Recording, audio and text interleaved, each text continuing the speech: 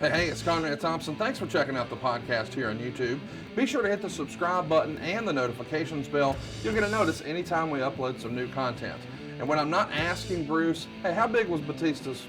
Well, you know. One of the things I like to do is help people save money. And if you're watching this video right now and you're in a 30-year loan, man, you're overpaying your single biggest bill and you may not even realize it. I want you to do a little experiment for me. Take your calculator out, multiply your monthly house payment by 360 payments. That's how many payments there are in a 30-year loan. That big scary number, that's your total of payments. You're looking at that number? You know you can do better. Keep more of your own money right now and go to savewithconrad.com. Or maybe you've got credit card debt. Man, it's not a matter of if I can save you money with that. Your average interest rate on a credit card is more than 20%.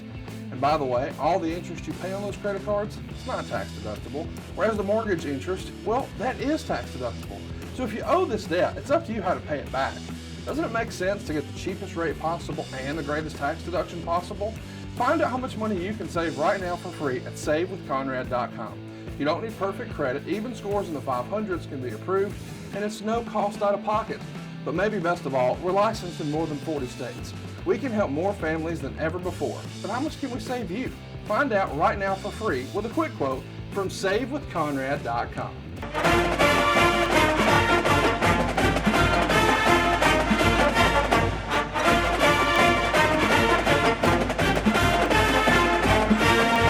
Hey, it's Conrad Thompson, and you're listening to Grilling JR.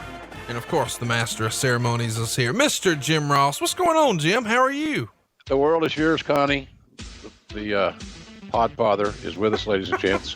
And I was just telling Conrad before we started taping, folks, this really should be one hell of a show, because it's much like last week in Beware of Dogs, which is a whole lot more than just about a power outage in South Carolina. This show is very compelling for multiple reasons. And we'll get into those reasons as we travel this very unique journey that I had to live back in 1999. And hopefully you guys are living with us live tonight on Fight.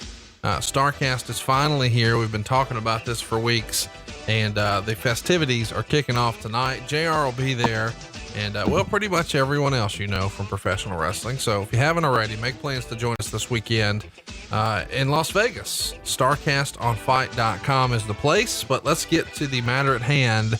It's Over the Edge 1999, went down May 23rd, which is today, 20 years ago at the Kemper Arena in Kansas City, Missouri. And of course, most people remember this pay-per-view for being the most tragic night in the history of professional wrestling. We lost Owen Hart that night. And of course, we're going to tell Owen's story and we're going to get there. But to Jim's point, we want to just take a snapshot of what's going on in the World Wrestling Federation at the time and expand upon it. So allow us a little bit of latitude here, and we'll get to the big show. But first, let's talk about what's going on in the company. Glenn Ruth wound up suing the Philadelphia Phillies for $10 million when a foul ball hit his wife in the left eye, and she was legally blind. And I think most people know Glenn Ruth as one half of the Headbangers. This is a very unusual story. When did you guys hear about this, and what do you remember about it? Well, it made the news, obviously, because there was a serious accident at an MLB game. So, Glenn was Thrasher, of course, in the Headbangers. Good hand, always a good hand, him and his partner. I think they're Jim Cornette creations, I think. But they did a good job. Nice tag team. But we heard about it after that, and then, of course, the concerns were how bad is his wife injured, and then we find out later on that she had permanent damage in one of her eyes. It was just a terrible, terrible situation. It's funny, man. You get attached to these dudes, and you find out you care for all these cats and their families, and then these things happen, like we're talking about this week, and it's very daunting. It's daunting to handle all the negativity and the catastrophe. Let's talk about the other headbanger for a minute here. Meltzer would report that the Insane Clown Posse is claiming they're going to return to the WWF to second a new clown. And the new clown, of course, is the other headbanger, Charles Warrington. Chaz, I believe, is a name many people know him as. And or you can call him Chuck, Con, if you want to. Okay. Well, let's talk about this clown persona, because this has been an idea that's been discussed for a little while and debated online. And I believe one of the original ideas was to even bring back Brother Love as part of this DK or Doink the Clown or whatever you guys were trying here. What was the idea, and why did we never see it?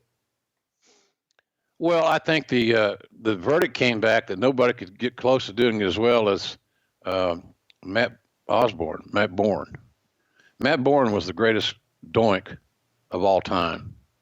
Now, I don't know if he gets an award for that. This year's winner of the annual Doink Award, that's not that, but he was good at it. And I think I mentioned this before in other shows. It's very, very challenging for any promoter, any booker, any administrator to try to recreate the same as has been before. I used a Sifi analogy one time. We were talking about Jimmy Snuka. Bill Watts trying to replace a junkyard dog with every jacked up African-American man he could find. It just doesn't normally work. And I think the persona of the evil clown, I thought was pretty cool. And Matt Bourne pulled it off better than anybody. Let's talk about something that was not being pulled off to you guys' satisfaction, or at least it seems that way. Meltzer would report around this time that Dory Funk was released from his role as training camp instructor with the idea that you guys are going to move the camp to Louisville, where it'll be under the supervision of Jim Cornette and Danny Davis. And there's a lot of talent in there. And one name really sticks out. Mr. Mark Henry was going to be there. Chat me up about why it didn't work out with the Funkin' Dojo. And instead you guys chose to do OVW. Well, I want to say that Dory Funk Jr. was a huge contributor to the training of a lot of big-time talents. I mean, he trained a lot of Hall of Fame guys. He was amazing. But, Dory was not a young pup like me right now, but he didn't, they had to commute to Stanford. He and his wife, Marty had to travel with him. And we were using the warehouse facility at WW Television, which wasn't built for the wrestling training. They had, it's a television studio. So it just was the fit. We outgrew the fit of where we were facility wise. And we wanted to be able to have a developmental territory that could produce its own television show locally and that could run live events, because the only way a talent's going to get better is that they work in front of a paying live audience with someone better than they. And so that was kind of the idea. We eventually used the OVW model to open up one in Memphis and in Cincinnati. Les Thatcher did a good job for us in Cincinnati too. So we had 3 territories. And so from that one little warehouse thing, we migrated to the 3 territories, and it ended up being, now the Performance Center's the big dog, but that was where it started. The Performance Center concept in Louisville, Memphis, and in Cincinnati. I want to talk to you a little bit about an article that ran in Forbes magazine where it talked about how wrestling is booming, but wrestler pay is not. And the gist is 15% of the revenue, according to their study, however they got their information, is what goes to the talent. And they think that pales into comparison to other forms of media. And they would say that most wrestlers are earning an average salary of between 80 to 200,000. And they even talked to Ken Patera, who said that at his peak, he grossed 140 grand. But after all the expenses for travel and medical and legal, he was left with 42,000. When you see an article like this in the mainstream, especially when they say, and this really stuck out to me, Steve Austin, despite being the top draw for the WWF and making more than $5 million last year, has roughly the same control over his career as Homer Simpson. So when you see an article like this in the mainstream, if you're in the office, you got to worry, oh shit, the boys are going to see this and my phone's going to ring. Am I right? Yeah, it happens. Anything that, Conrad, the wrestling talent, I've invested my entire life in this business. I don't want a pound it back or a attaboy. I've loved every minute of it. It's my dream gig being in the wrestling business for all these years. But the one thing I got to say, and I'm sure to some extent whether you're an NFL player or a soap opera star or a singer, anybody that has to cater to a live audience and keep refining their act. And sometimes when the pay is a little untraditional, which it is oftentimes in that world because these guys are independent contractors. They're paying their taxes via 1099 form. They have to pay their taxes every quarter, and which is unusual from being a regular employee. So I think that I remember, gosh, all those years doing payroll. I think we worked on around a 30, somewhere between 30 and 33% of the gross after taxes is what we call a talent pool. Then once you get into that pool of money from that 30 or 33% as it was over the years, it wasn't that much for pay-per-view. It was a different formula. But there's a lot more money to cut up, bigger pie. That the idea of that 11% or where the hell it was is inaccurate. And so, but it stirred the talent up, and talent was going to say they're kind of skittish by nature when it comes to that. And you know why? Because they're not good money managers, and they know that they're pooping in the bed, and it's not smart. And again, I'll use this overstated analogy. How many Rolexes do you really need? So guys aren't good money managers. So they didn't want the gift horse to walk off the farm. And so they were all, anytime you talk about money, everybody got paranoid because they weren't prepared to be without any monies or less monies or to start over, nothing. It was a sad thing. And it was like a dog chasing its tail around and around. And you went, and no matter how hard you talk to talent, thoroughly, heartfelt, you got to save some money and get ready, and you got to pay your taxes. I mean, I've had conversations with the IRS when I was there at WWE, and where a guy would, they said, we're going to have to garnish so and so's wages, and he hadn't filed his taxes in 2 years. Sometimes that kind of crazy shit. So I say, I looked, well, the guy's doing all right. He made $1 million last year. Didn't pay any taxes. So you're making $19K a week and change, and you can't find your way to pay taxes. I'm sorry. At some point, even as the father figure, you try to be everybody's Uncle JR or whatever, you say, what the hell why am I so upset about this for somebody being so damned ignorant? And that's kind of where we are. That's the deal there. Yeah, any indication, that, whether it be from Meltzer or Wade Keller or anybody else regarding the payoffs, stirred the pot in the locker room every time. What do you think of their rough guess that it's 15%? Is that about right? What was the formula that you used when you were trying to sort of divvy up pay for the boys?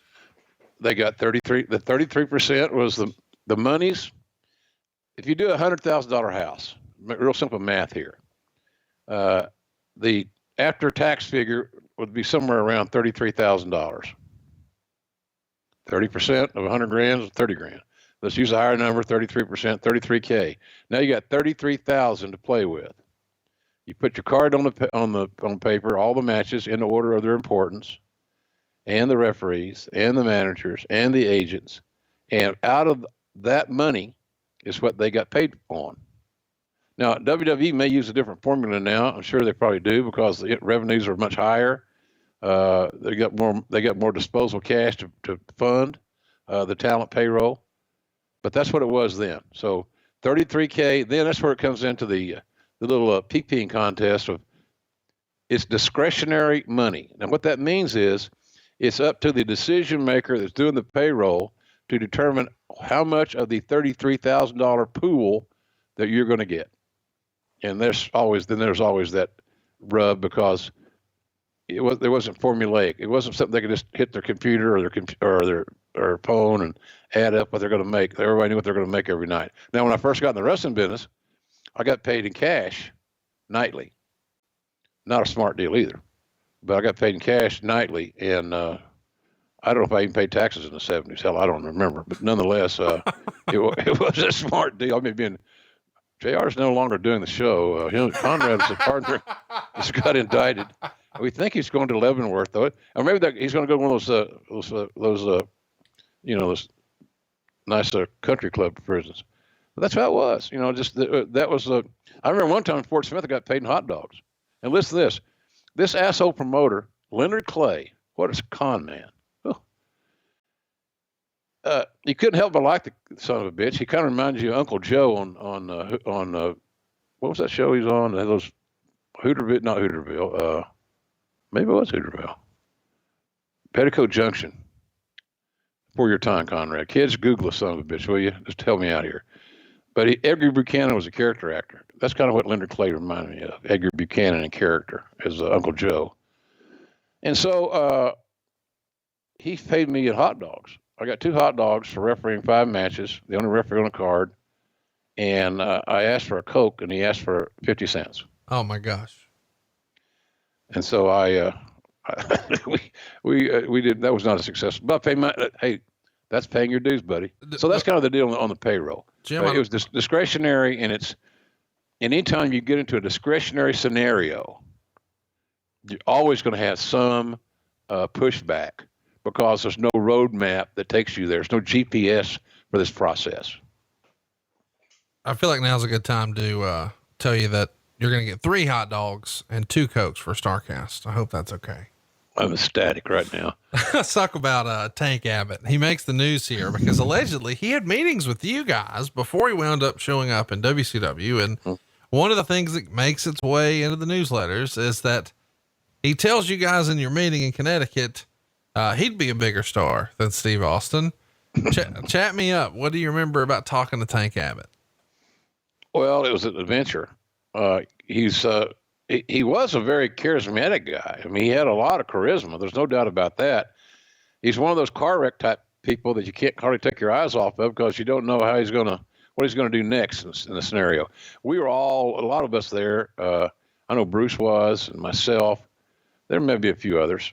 Sure there were, that were becoming MMA fans, specifically USC fans. And, he was a brawler. He kind of reminded me of Dick the Bruiser kind of a character, from way back in the day, a brawler, he's not a hole by hole wrestler. That's why when Dick the Bruiser was teaming with Wilbur Snyder, they had such a great combination because Wilbur was silky smooth like Nick Bockwinkel, and the Bruiser was a brawler. So that's kind of the thing there. He had a reputation. We felt like he wanted way too much money.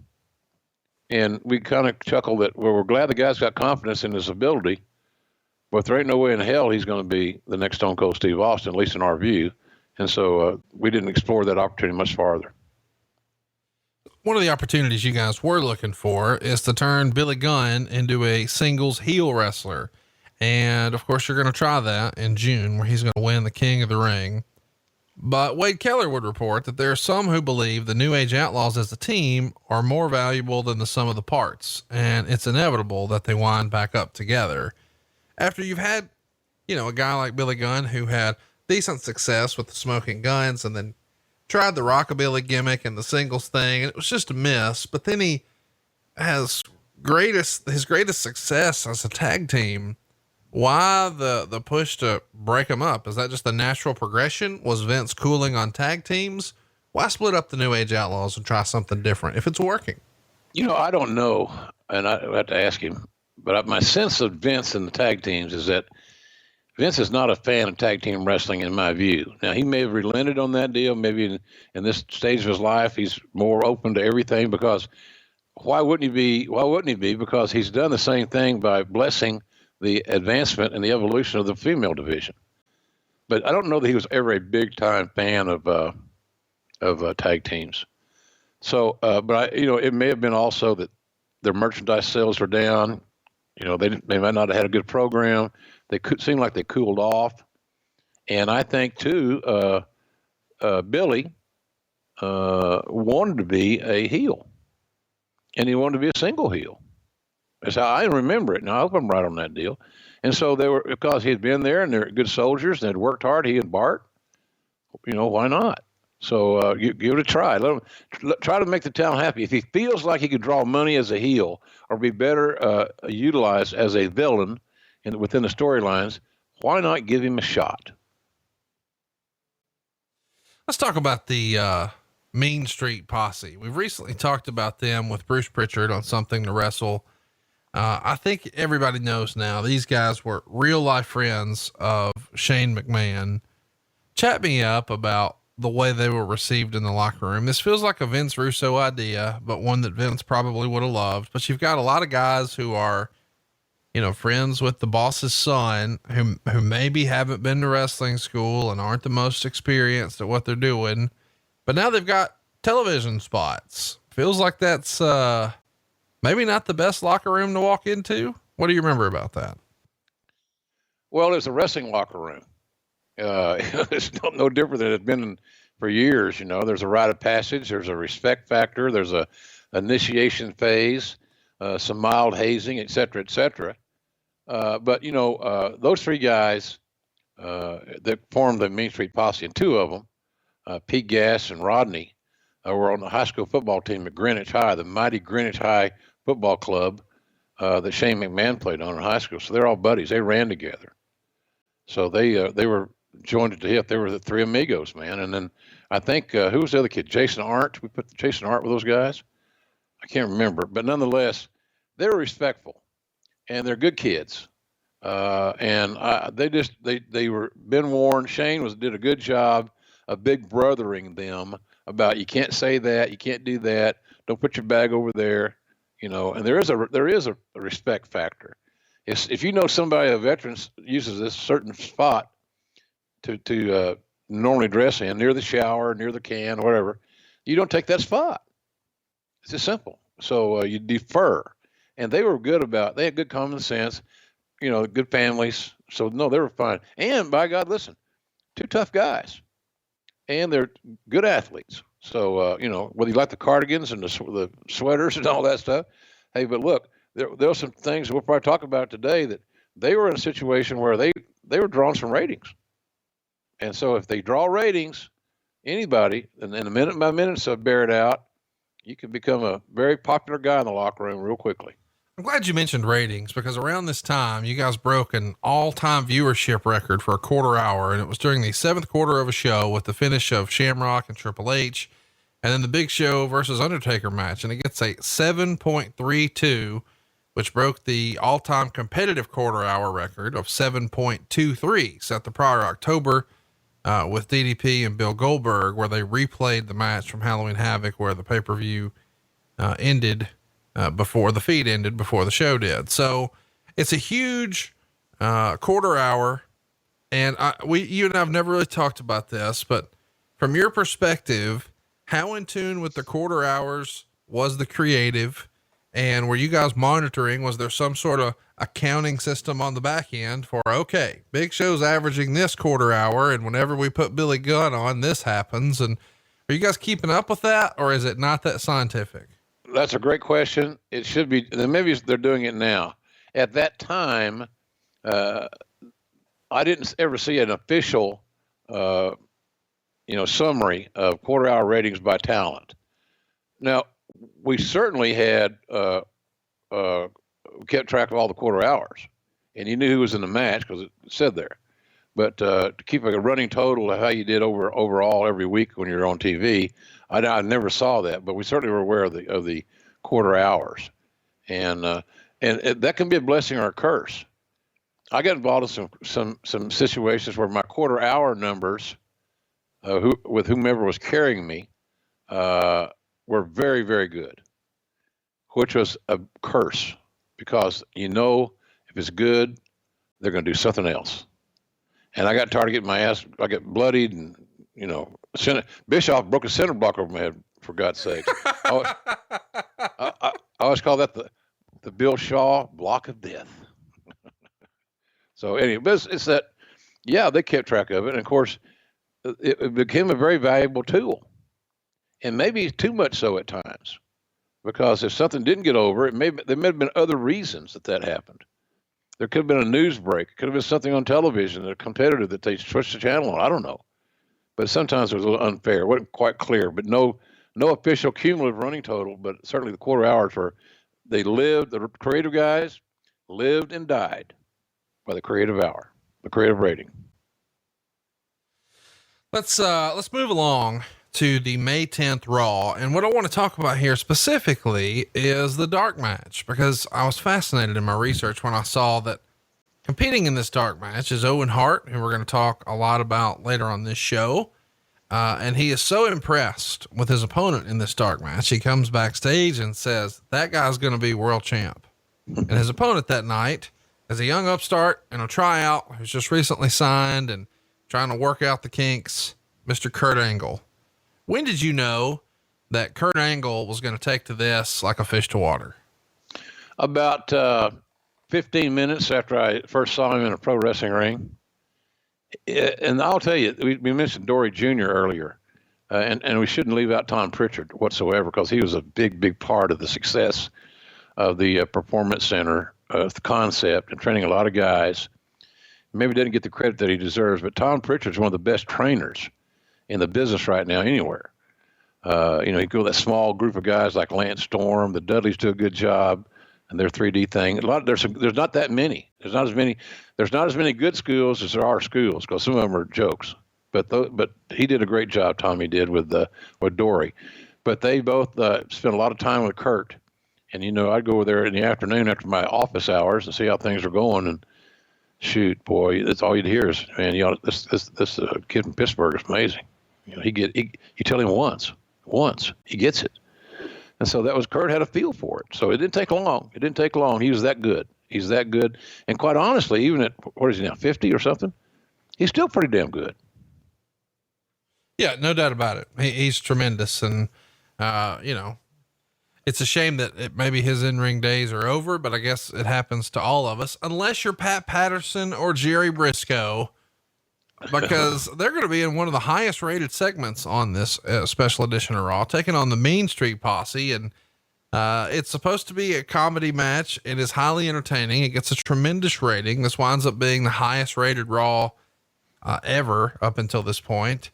It gets a huge rating, but I guess what I want to talk about is, they come out to the Real American theme, which feels like you guys are maybe trolling the Hulkster a little bit. And you think maybe?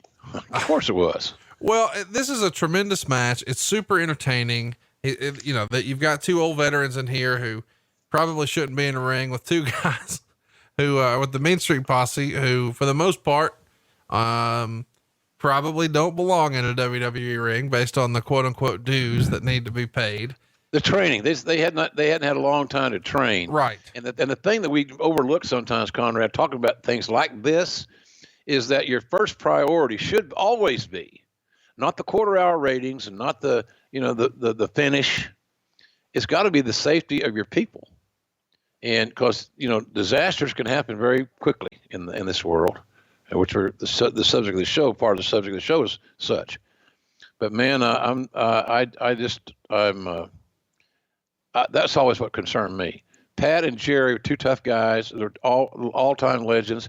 But look, they're getting long in the tooth for doing that job, taking bumps and bouncing around and trying to get over the soreness, all that stuff, and giving their body to somebody that's very green, that might be a little bit dangerous, inadvertently, albeit. So I was concerned about that. But you're absolutely right, Conrad. That's one of the most entertaining presentations that I have ever seen on Raw. It was just, it's one of those things that comes out of the blue, like the This Is Your Life rock thing. I thought that was going to suck. It was great, but that's the deal. Those kids learned a lot, and they were good, and they listened to the veterans who led them through the match every step of the way. I want to mention that, at the end of that match, when Patterson rips his shirt off like Hulk Hogan and starts hulking up and doing the posing and all that, you finish the segment by saying something like, "And fellas, he's single." Was that to pop the boys or what? That was hilarious, but it's way inside. Well, it was way inside. It's me being, way inside. It felt right at the time, and I never got any heat over it. Other than I got a lot of, that was funny stuff, JR. But it was a comic match. It was a comedy match. It wasn't Flair and Steamboat 3 times in '89. It wasn't those. It wasn't serious, deadly sports business and hard-hitting wrestling. It was comedy. So I felt like that adding a little comedy, a little cherry on the sundae at the end was somewhat appropriate, and it put Pat and Jerry, I thought, back in a decent light as far as they win. We're having fun. Good for them. Thanks for coming. Next. So that was how that worked out. Nobody got mad. Pat didn't get mad. He rings up to me every now and then. Hey, Jimbo. Yeah, Pat. I'm still single. Okay. The highest rated quarter hour of that show was that match. It got an 8.61, which is pretty crazy. Can you imagine that today? No. Can you imagine an 8.6 quarter hour rating on Monday Night Raw today, and what that would mean in the media world, social media especially, and obviously, God, it'd be huge news. And then, because again, the redheaded stepchild called wrestling, when the company comes over, you go put the redheaded stepchild out in the barn so nobody sees him, and that nobody cared. Nobody cared that we did an 8 rating. And I think WWE at that time, I think we've talked about this too, not you and I, but when I was in WWE, we got to do a better job of telling our story. My grandpa said you can't sell goods out of an empty wagon. That's really true. The main event of that show, we should mention, is The Rock teaming up with Vince McMahon and Steve Austin. They're going to take on Shane McMahon, Triple H, and The Undertaker. That match gets a tremendous rating as well, a 9.17, making it the most watched pro wrestling match in the history of cable television, and the first match in history to top 10 million viewers. When you get a report like that on Tuesday, does everybody just go straight to happy hour and it's cocktails all around, or how does Vince McMahon celebrate a big victory like this? 10 million viewers for the first time ever. Those that weren't joined at the hip might have done a little celebrating, going to hit the happy hour. Those of us that were joined at the hip to the chief we just kept working, because a guy like me on Tuesday, I got this little thing called payroll to go through. And that one thing, the animals ain't going to be happy if they ain't fed. It's like a zoo. It could be a mutiny. Carnivores running loose, not cool. So we all had work to do, and houses to book, and cards to organize for the weekend. So we never got the opportunity and this another one was blessing and curse deals, Conrad. We never got the opportunity in that era to celebrate the great wins. But at the same time, we didn't have the opportunity to bemoan the bad ones. So I think it kind of balanced out, but there's just no celebrating in the world of wrestling that one would assume would be there, because it's always about the dollar. It's always about the next dollar. And that's what we dealt with.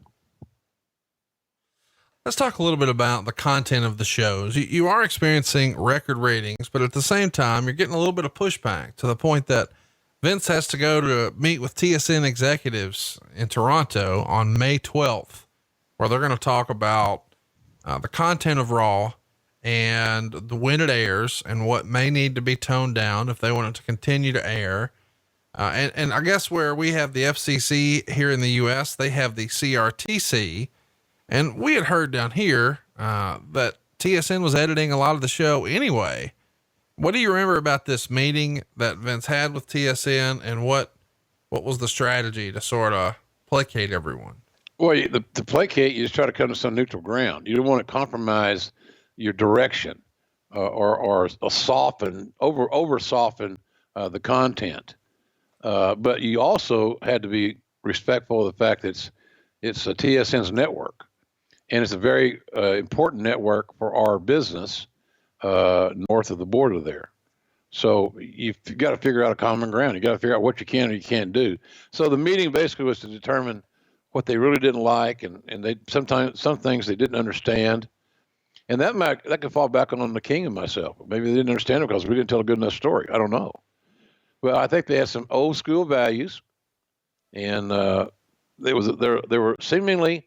And I'm not knocking the Canadian people whatsoever. They seem to be a little bit more common sense-ish, more what's the word I'm looking for? They just seem to be more conservative. And that was not Maple Leaf Garden wrestling. It was just, we're way out there. And again, we're using this theory every week. We're going to take it a little farther and a little farther. And when we get too far, Vince will pull us back in. So I think that's kind of the situation there. So by him sitting in front of those folks there in Canada, I think it helped our case a little bit because everybody got to see a face and they got to understand each other. And so that's kind of the deal there. We had to be careful. You didn't want to lose that clearance.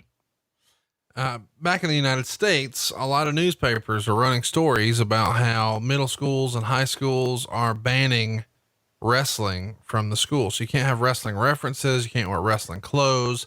And I'm sure a lot of this is because you guys were, selling pretty controversial shirts, that were in tune with DX or Mr. Ass or whatever. Does that conversation ever make it to your desk, or is that not something? Okay. Yeah, absolutely. Absolutely. Well, here's why. It comes back again. The two C's always keep popping up here: cash and creative. If the creative of the t-shirts is becoming less edgy and not as topical and timely as they were when they were selling, then when they change the creative and they don't sell as much, it's going to cost the talent some money. And when you take money out of their pocket that was heretofore there, not a good deal. Some guys just don't understand the lay of the land, the big picture, and things like that. So I thought, to be honest with you, Conrad, and I'm like you, raised in the South. I'm somewhat conservative. I was lucky to have a mom and daddy in the house all my life.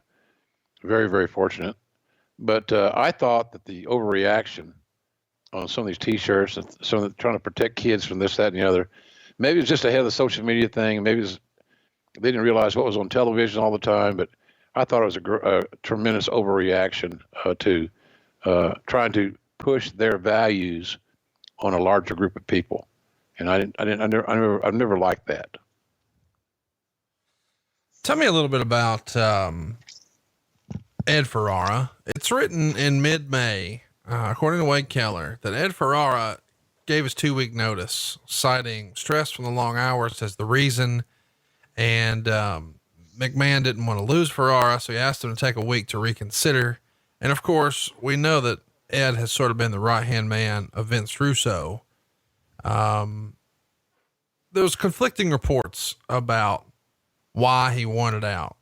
And Wade Keller says, it's just the long hours. Obviously he stays and he winds up leaving when Russo does in the fall.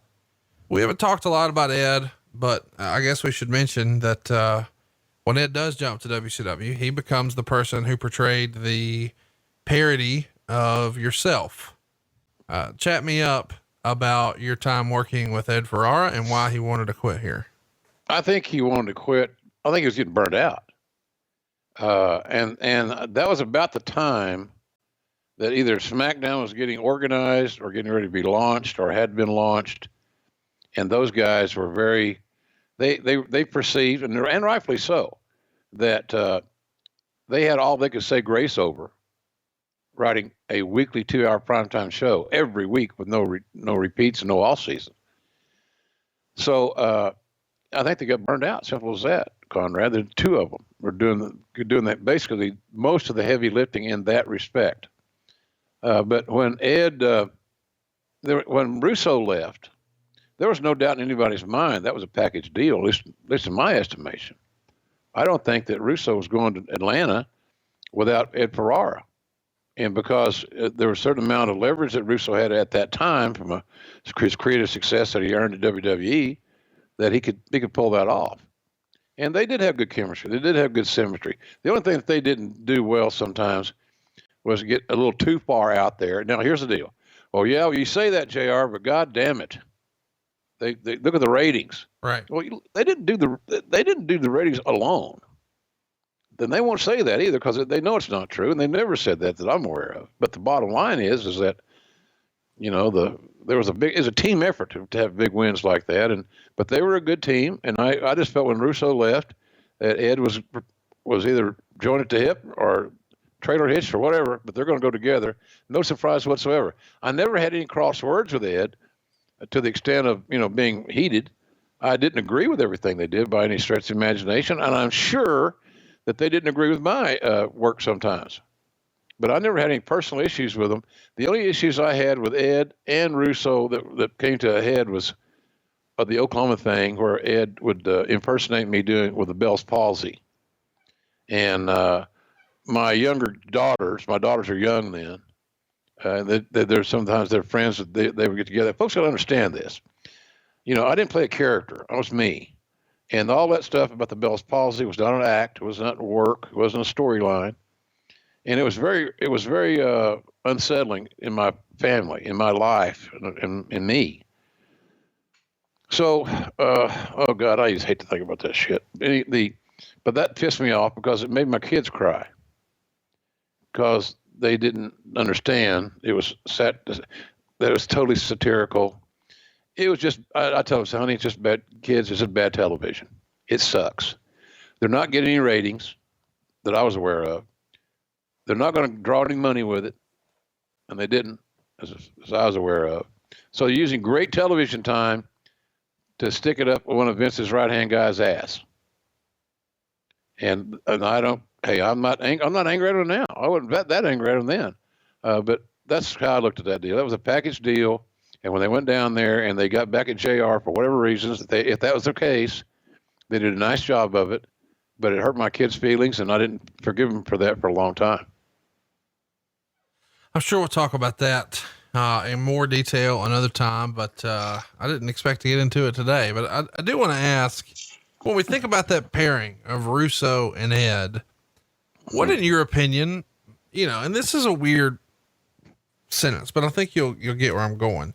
What makes Russo the leader and Ed the sidekick, and why not vice versa? It's interesting in these dynamics sometimes where one guy maybe has just as great or better ideas, but the other guy's a better communicator, or he's more out front, or he's more open, or what was the dynamic and why was Russo sort of the lead guy and Ed was the right-hand guy? Really good question, Conrad. That's why you're the goddamn podfather. I'm thinking could have been, if I'm not wrong here, that Russo was on the scene first because he was working in the magazine area doing some writing.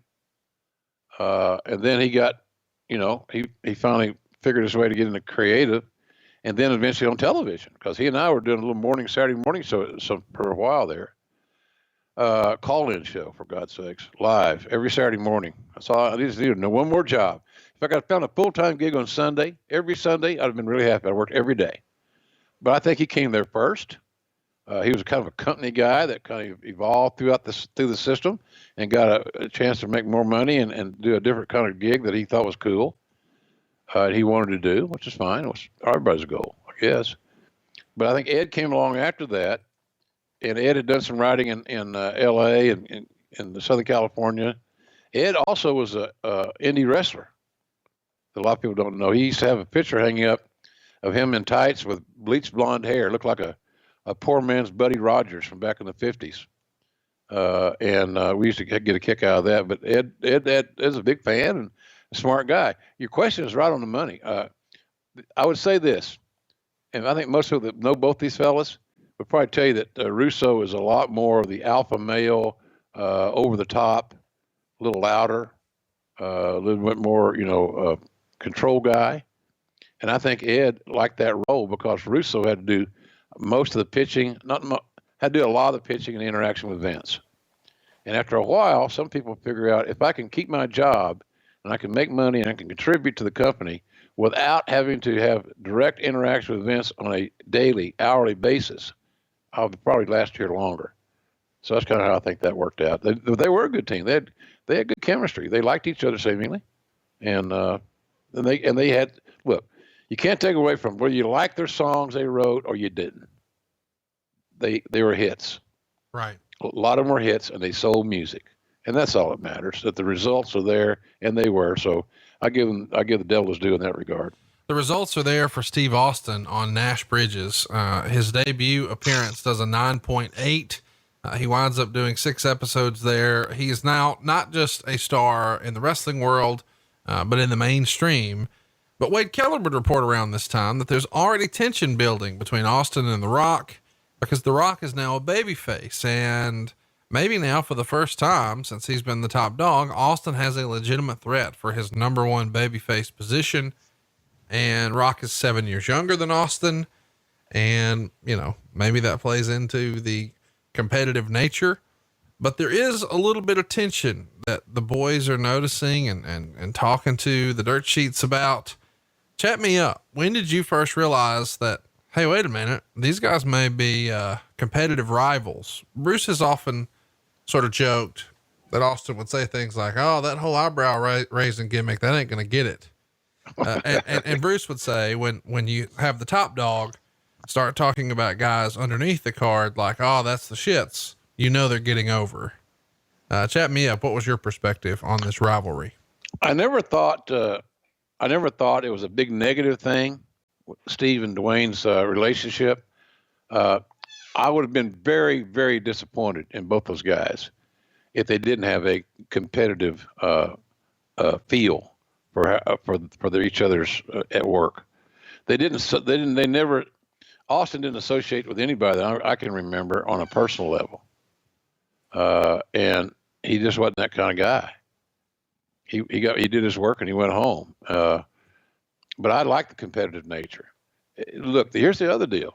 We leave out a lot of things here, and I didn't read about this. I didn't see Wade talk about.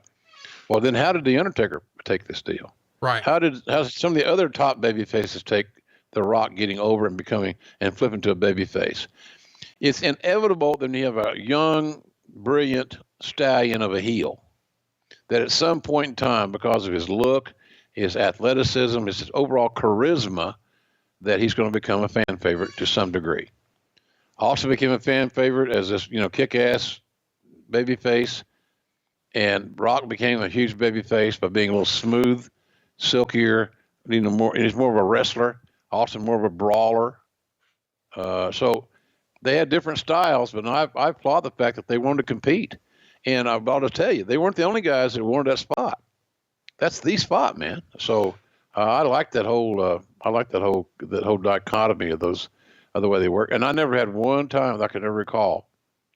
And both those guys are friends of mine, and I had close relationships with both of them during that time and today.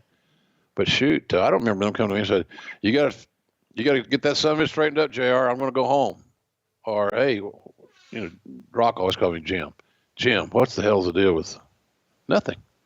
They both were jocks.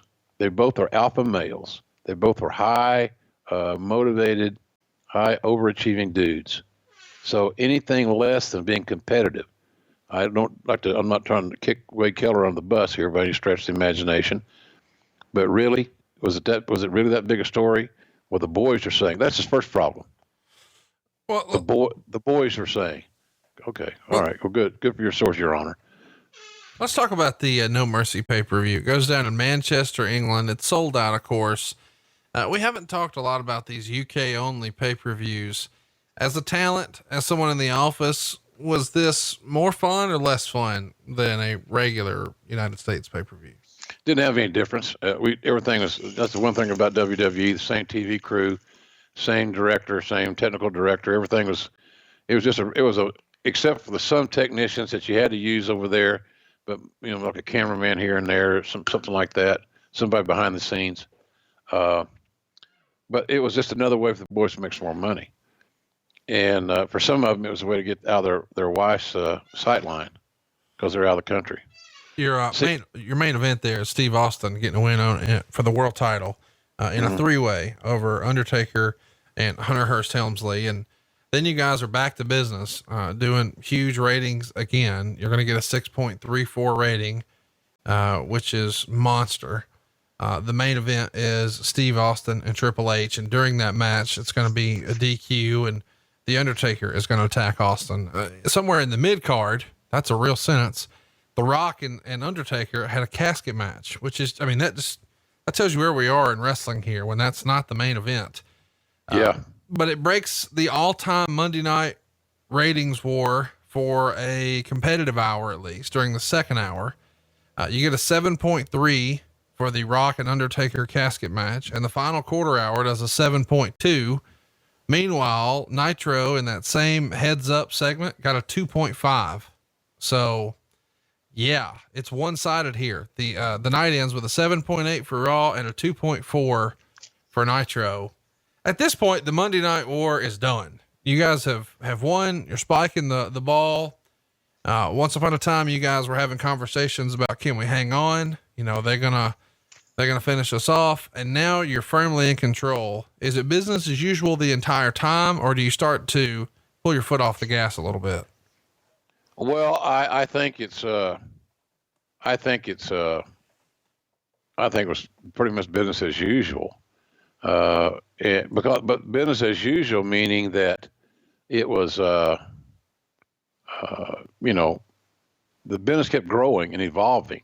We're finding some success. We're doing well. And then all of a sudden, you know, things are kind of back to normal, and we're still trying to grow our business. So it was the thing about working for Vince. People got to understand this, man. He don't celebrate many holidays.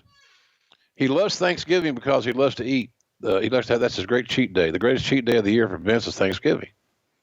He's a pie eating baby. I can tell you that, man. He could eat the pie, and he can. He was and you wouldn't think, but looking at him, he'd eat that. But he once, you know, that Thanksgiving, that was it. So he didn't celebrate. He's not a normal cat. How can he be 70 something years old and still doing, you know, 10 multitasking with big money jobs that he's doing right now? He's a different breed of animal that either you love or you hate. That's fine. But by God, unless you're just really, really stupid, you got to respect the old son of a gun. You just got to, because he's done a lot for our business that, you know, you and I are being able to take advantage of a little bit here. So that was good. So business as usual, Conrad. You know, what's next? What's next? How can we get better? And that's kind of the order of the day. Plus, there was going to be a lot of talent available when all this thing was said and done. I mean, when the WCW finally went belly up, there were a lot of really good talents there that are going to need jobs. So we kept our eye on all that situation and kept planning on what we're going to do next. So that was always the thing about Vince. What are we doing next? What have you done for me today? Well, one of the things you want to do next is you want to have a conversation with, and Jericho is coming up with a expiration date of July 27th in WCW. And he has his eyes set on the WWF. Of course, he grew up in the WWF, and WCW's on their way down. And now he feels like this is the right time. When do you first remember you guys talking about, hey, what about Jericho? Well, some of us were big fans of Chris Jericho's work for a good long while. And the guys like a Cornette and some of those other cats that were, you know, Cornette had used Chris and Smoky Mountain with Lance Storm. They're a great tag team. Storm and Chris were really good. So there were a lot of fans of Jericho's in the gallery. The issue I was going to have was convincing Chris that he'll make more money working for us than he would working for WCW on salary, in essence. The upside of the monies in WWE were unlimited. But the other issue I had was, you know, his height. Seriously. Now, if he was like, what? You know, there was that old promoter thing there. He's not 6'3" or 4. He's under 6 feet. Now, he'll be as good as anybody on your roster, and he generally is. But I had to be able to sell that. So I started going to Florida. I meet Jerry Briscoe down there in Tampa, where Jerry lives, and we had a meeting at the. I remember, never forget. It's funny to remember certain things. I remember the Rock ordering that grilled chicken and those black beans and the yellow rice, and I remember Jericho and Briscoe and myself meeting at a place called the Bombay Bicycle Club.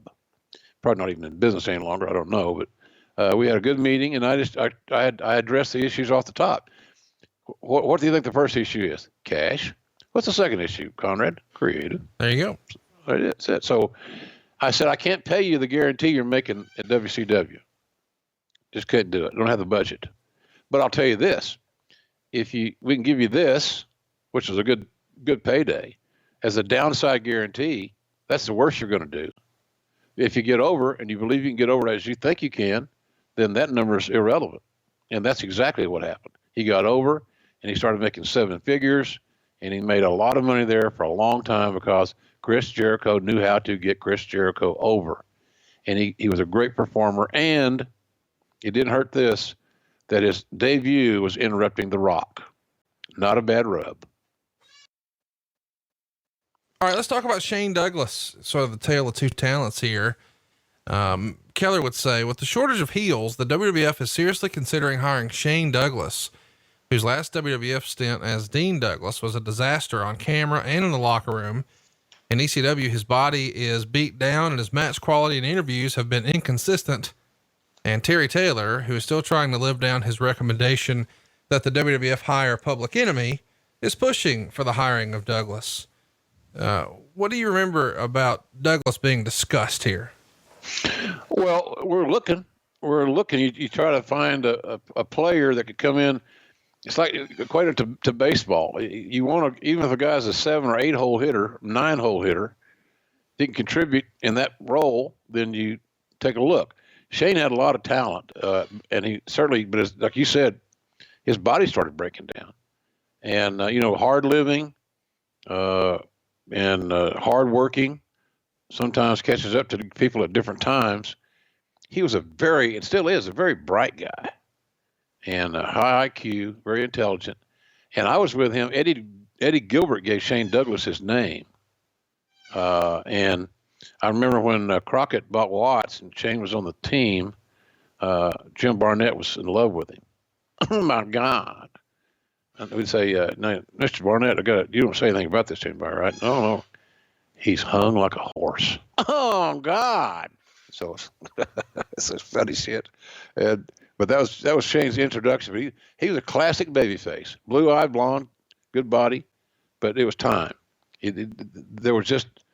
We brought him in because we thought there was something left, and unfortunately, there wasn't enough left to take him to the next level.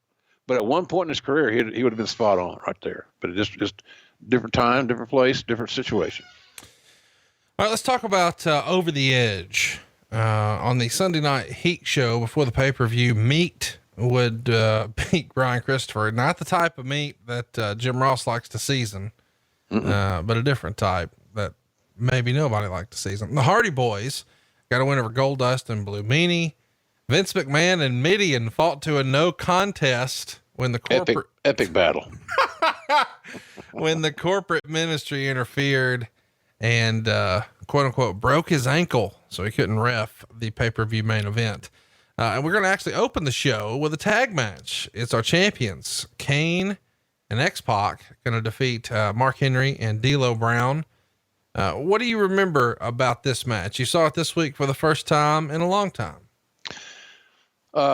Good effort by all 4 guys.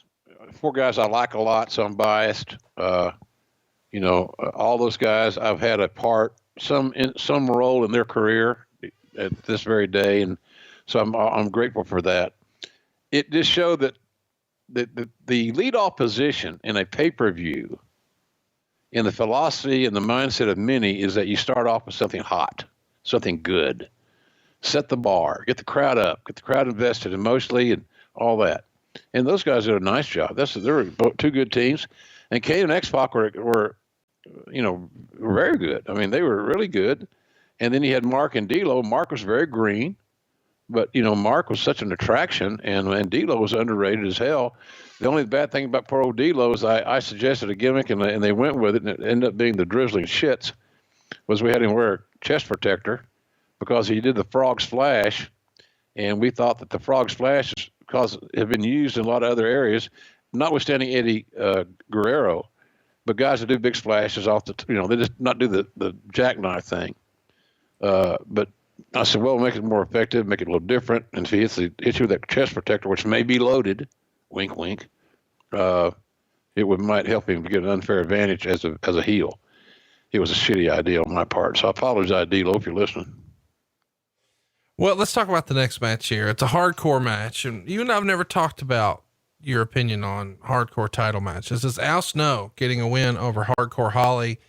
They start the match in the ring, but of course they go through the arena stands and the backstage area, concession stands. They're all over the place. What was your take on this? You for it? You against it? I like the hardcore stuff because it reminded me of various wrestling territories, Brass Knucks champion.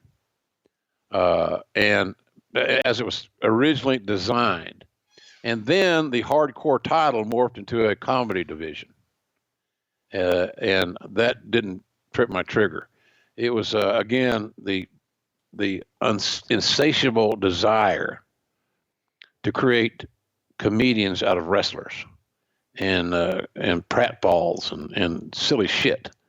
I just didn't understand. I think to me, some of those matches became, unfortunately for the talent, who worked their ass off, bathroom breaks and concession stand breaks and so forth, or channel changing breaks. It lost what it was meant to be, and it became again a SNL skit with physicality.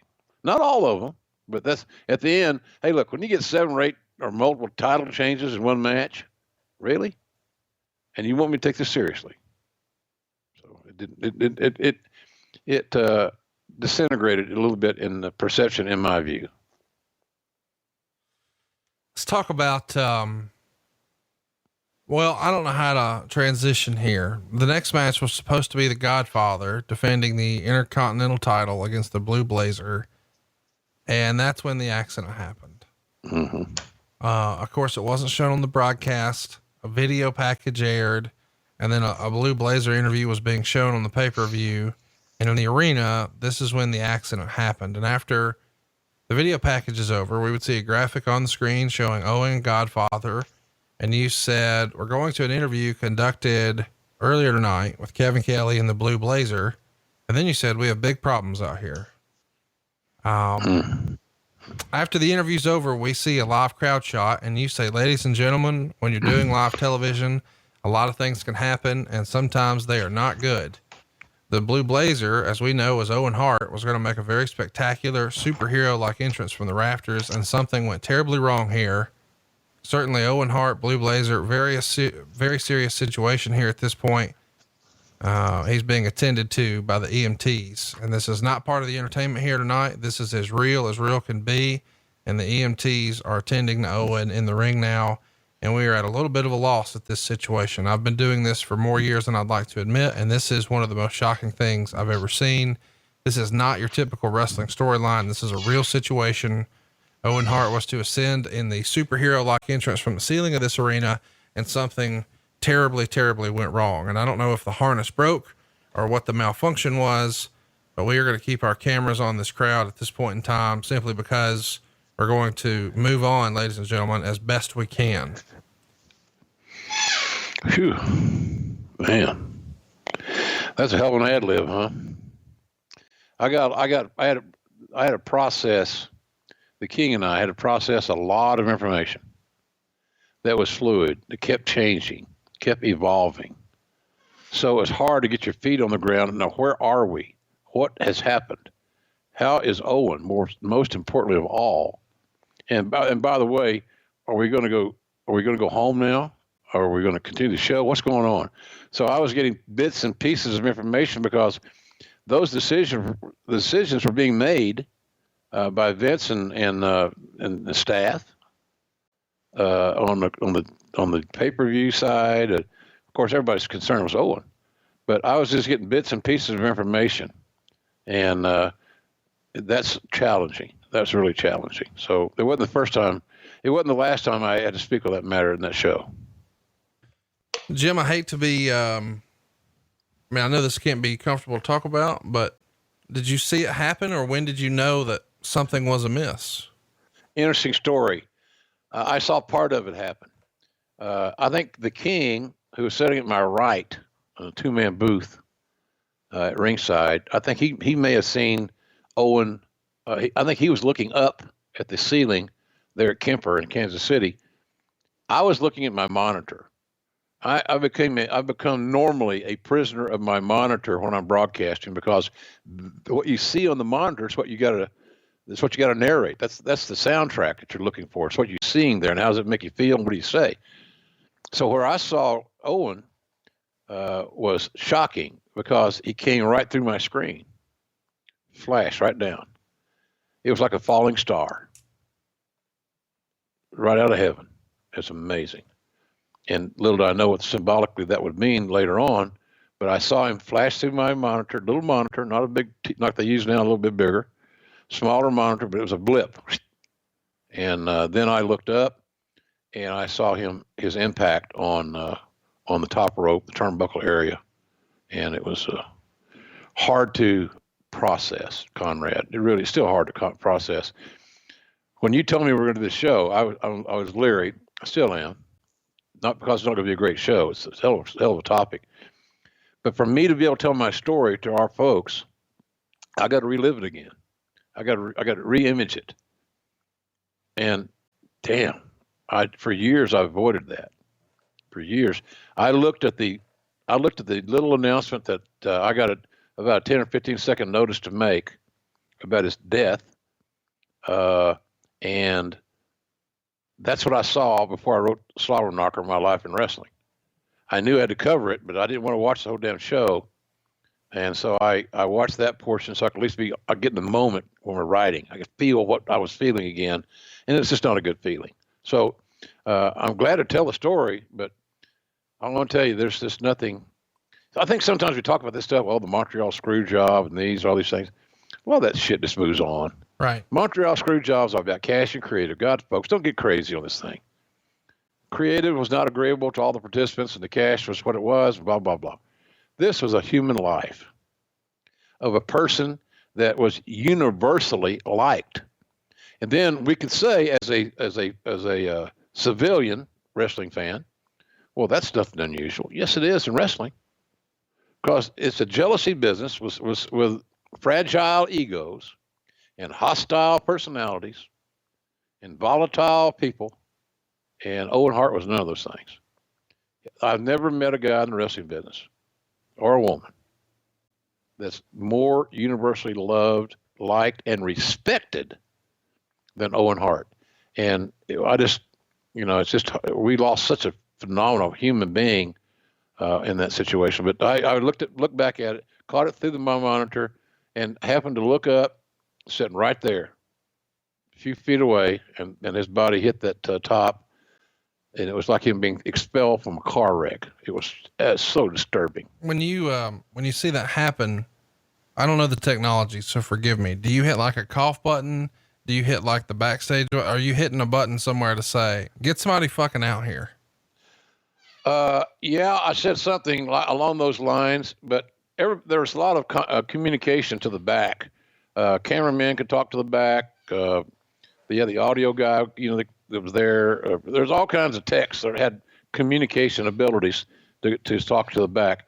And I think everybody was on their phone, so to speak. They're on their headset to say, get word that, hey, look, this is a bad thing out here. Because it was dark, as I recall. And it was it seemed to be dark. Maybe that's just my own mindset.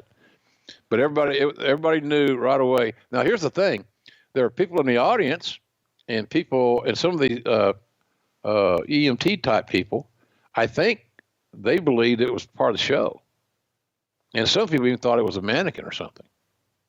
But he hits, and I look, and he hits, and then it's like, wait a minute, what is that? What happened? What just happened? What the hell happened here? And I remember the King got right out of his chair and ran over there. And I stayed back because somebody's got to stay there we're the voice of the damn show. You can't leave it. You can't leave your post. So King went over there, and then when King was there a few seconds, and he came back to me, and Jerry's face was ashen white as snow. His eyes were teared over, and he just looked at me. We gained eye contact. He just shook his head. No. So the King either had a premonition or just what he perceived was we're seeing the last moments of his life flash before our very eyes, because that was really what happened. So it was a treacherous day, man. Some of those memories are just brutal, really just brutal. And I can only imagine how they are for the fans and his friends, and most importantly, his family. So not poor us, not poor JR, poor Jerry, but man, it's brutal. It's absolutely brutal. There's nothing good I don't know. Well, something good came out. What? Tell me, somebody out there can tweet me at JRSBBQ. What the hell good came out of it? So Nothing. work real hard now to throw my ass under the bus, but I don't know what good came out of that situation. It was a badass day. So, now, I mean, this decision is going to be criticized for a long time. You guys have to decide what to do. You're going to go to the back and, you've got to try to figure out what to do. And you're going to show the next match is Val Venus and Nicole Bass versus Jeff Jarrett and Deborah. And a lot of people would say the decision to continue the show was classless or a bad call. I mean, there's lots of different words used to describe this decision, none of them positive. This wasn't your call. The decision comes down from the top, but it is one that you had to make in a split second. When did you know, the show goes on? We've got to find a way to continue the show. We had no time on the headsets to have elongated discussions. There was no real conversations taking place. I was sitting there receiving information, trying to process it, write things down, the bullet points of the matter. But I had no time to write some script or a lead in or anything. Just kept getting new information and more information. And finally, I don't think we ever said, we may have, but I don't think we ever made a point to say the show's going to continue because to draw attention to it. So that's my take on it, Conrad. I'm not sure there was ever any, at least in my headset, there was no conversation about not continuing the show. But that I'm positive that that conversation took place off air, so to speak. So it was tough, man. It was really tough how do you handle that kind of stuff? And here's the thing: we talked about things like this before. Was it a mistake to continue the show? Arguably, yes.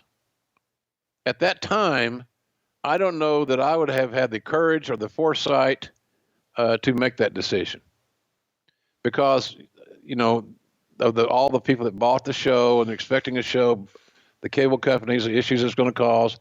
I guess I don't know. There's no good reason. You can't justify doing it. It was the right thing at that time. At least that was what it was thought to be. Whether it was or it wasn't, that's what happened. But I don't know that I would have had the balls, the grapefruits, as Mr. McMahon would have, as to make that call. It's a tough call. You're damned if you do and damned if you don't. It's not called pass interference.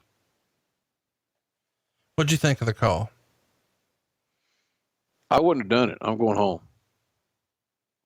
I'm leaving. We're going to, ladies and gentlemen, we'd like to continue. We got to do something else. We got to figure this thing out, when this is going to be replaced or how we're going to do it, or the matches that you want to see tonight are going to be tomorrow night on Raw. Because that was a luxury we had. If there was a storyline that we needed to do, it could be 24 hours post. 24 hours is not going to hurt us. But again, now we're talking about the goddamn storylines, which is stupid. Who cares? It's exactly right. Exactly right. So, I would not have done it. And hey, look, all these years later, it's easy for me to go look in hindsight and say, oh, I would have done that. Oh, God, I would never book that. No. At that day, I didn't feel like it was the wrong thing to do because I was in shock of what I just witnessed. And when we told we were going to go on, it was a numbing deal. I was nonplussed about continuing. And then especially when we found out the end game of that whole accident, what the outcome was for Owen. Nobody knew what was happening, and you're the voice of this matter. Is Vince, we've heard as fans that Vince is in your ear trying to produce. Who's in your ear this day? Is it Vince? Is it Bruce? And what are they saying to say? Or are you just sort of shooting from the hip, freestyle? Well, no, I wasn't shooting from the hip. I had to get the information that I was mentioning, kept processing new information because things kept changing. The Owens is being taken to the hospital, whatever. There was an update every few seconds, it seemed like. I got most of that, if I recall correctly, from Kevin Dunn, the executive vice president and the executive producer of the company, of Titan Television, WWTV, whatever, rich guy. So Kevin kind of helped us. He helped us walk through that thing and navigate it. But he was the voice for me, and he was getting information from security, from the medical people, from Vince, cable companies. So Kevin was kind of that clearinghouse on that deal, and he was funneling the information to me in succinct sound bites to provide more information so we could keep the audience updated until we came to some sort of resolution. Because even at that time, I wasn't sure. I didn't know Owen at that time was still alive. Before I got the word and had to make this announcement, but he was still alive, and I didn't know if the show was. I didn't even think about the show not going on until we made the announcement that it passed, and then it hit my mind. We're gonna keep. I'm thinking to myself out loud. I'm thinking to myself, are we gonna stay here and we're going to work? And we did. And that was a tough decision. It'll always be a wrong decision for a lot of folks. It can never change someone's mind. I understand that. And over the years, I've mellowed a little bit in my wrath on certain things, but I'm still steadfast that we probably should have called it a night and moved on. Yeah, I mean, I think most people agree with that now. That's not the call that was made, though. So you guys air a package for this next match. And then we see a live shot of the crowd. And you said, well, ladies and gentlemen, again, Owen was scheduled to descend from the top of the Kemper Arena again in a superhero-like entrance in his blue blazer character. And something has gone terribly wrong with the equipment that Owen Hart was being lowered down to the ring, and the paramedics are working on Owen Hart. And let me tell you, we are going to have, and we've already had, some entertaining things happen as a part of this show. I don't know another way to put it. This is not a wrestling angle. This is real life. Owen Hart, the equipment malfunctioning, is being attended to right now by a host of EMTs, and we are not going to put this on television. This is not a sensationalistic attempt to leave a mark here on this event. We don't know exactly what malfunctioned. Obviously something in the apparatus, we assume. That's all we're doing, is assuming that went wrong, unless Owen inadvertently released himself before he was near the ring. So again, we will have our mixed tag matchup, and we will have the rest of this broadcast. But the bigger issue now is that a human being, Owen Hart, has been terribly injured here live on this broadcast. There's so many things that have happened here, but right now, nothing is more important than the health and welfare of not only a great athlete, but a very unique and a good human being who is now being attended to in the ring. And again, I can reiterate the best way I know how. Maybe I'm not being as articulate as I would like to be. I hope you can understand that this was not, I repeat, this was not a wrestling angle. This was not part of the storyline. This is a terribly tragic situation, and the EMTs are now giving Owen Hart external heart massage. Several folks are here to attend to him. And around this time, Jerry comes back and sits at the broadcast table, and you said, Jerry King, I was just reiterating to the fans, this is not part of the show. We're here to entertain and have fun, but this is neither. And Jerry very somberly says, no, it doesn't look good at all. All right. Yeah. He the look on his face told that story too. It was terrible. Well, all I'm doing is just trying to, provide information to the viewer and to the wrestling fan out of respect, and it was the right thing to do. But it was not, it was a walking a tightrope sometimes when you're, I look back at some of the great, and I don't consider myself one of these, by the way, but it made me feel like being like a war correspondent, and you're in an active zone, a hot zone, and you're trying to provide information, and there's no script, and there's nobody there with a cue card. There's nobody in my ear telling me what to say. And it was such a heartbreaking thing. But it was more shocking. The heartbreak came later, not too long later, but it was so shocking. It's like, I can't believe that I just witnessed, after the fact again, one of the most respected men I know die before my very eyes. I had never in my life seen someone die before my very eyes. You didn't know at this point he was dead, though, right? No. But my point is that everything started changing. The outlook, my attitude, where everything, new information. I was on like brain overload, man. Trying to, and hey, look, we're still going to have matches. How do you balance what you're seeing on your monitor to what you've been, your backstory, which is the story? It was just really hard. So that whole night became evolved, and it never turned a good corner. It never went to a good place. We did not have a happy ending whatsoever. No, and it's hard to even imagine that, you guys are going to try to do wrestling promos, but after this, we would cut to a backstage interview with Jeff Jarrett and Deborah, and you could see they're both upset. Deborah's trying to stay in character and cut the promo. But Jeff quickly says, "Owen, we're praying for you, buddy." And then he tries to go back to talking about a wrestling angle, and you could tell he's shaken up. And allegedly this is, they would move Owen past him, on the gurney as he's doing this. There's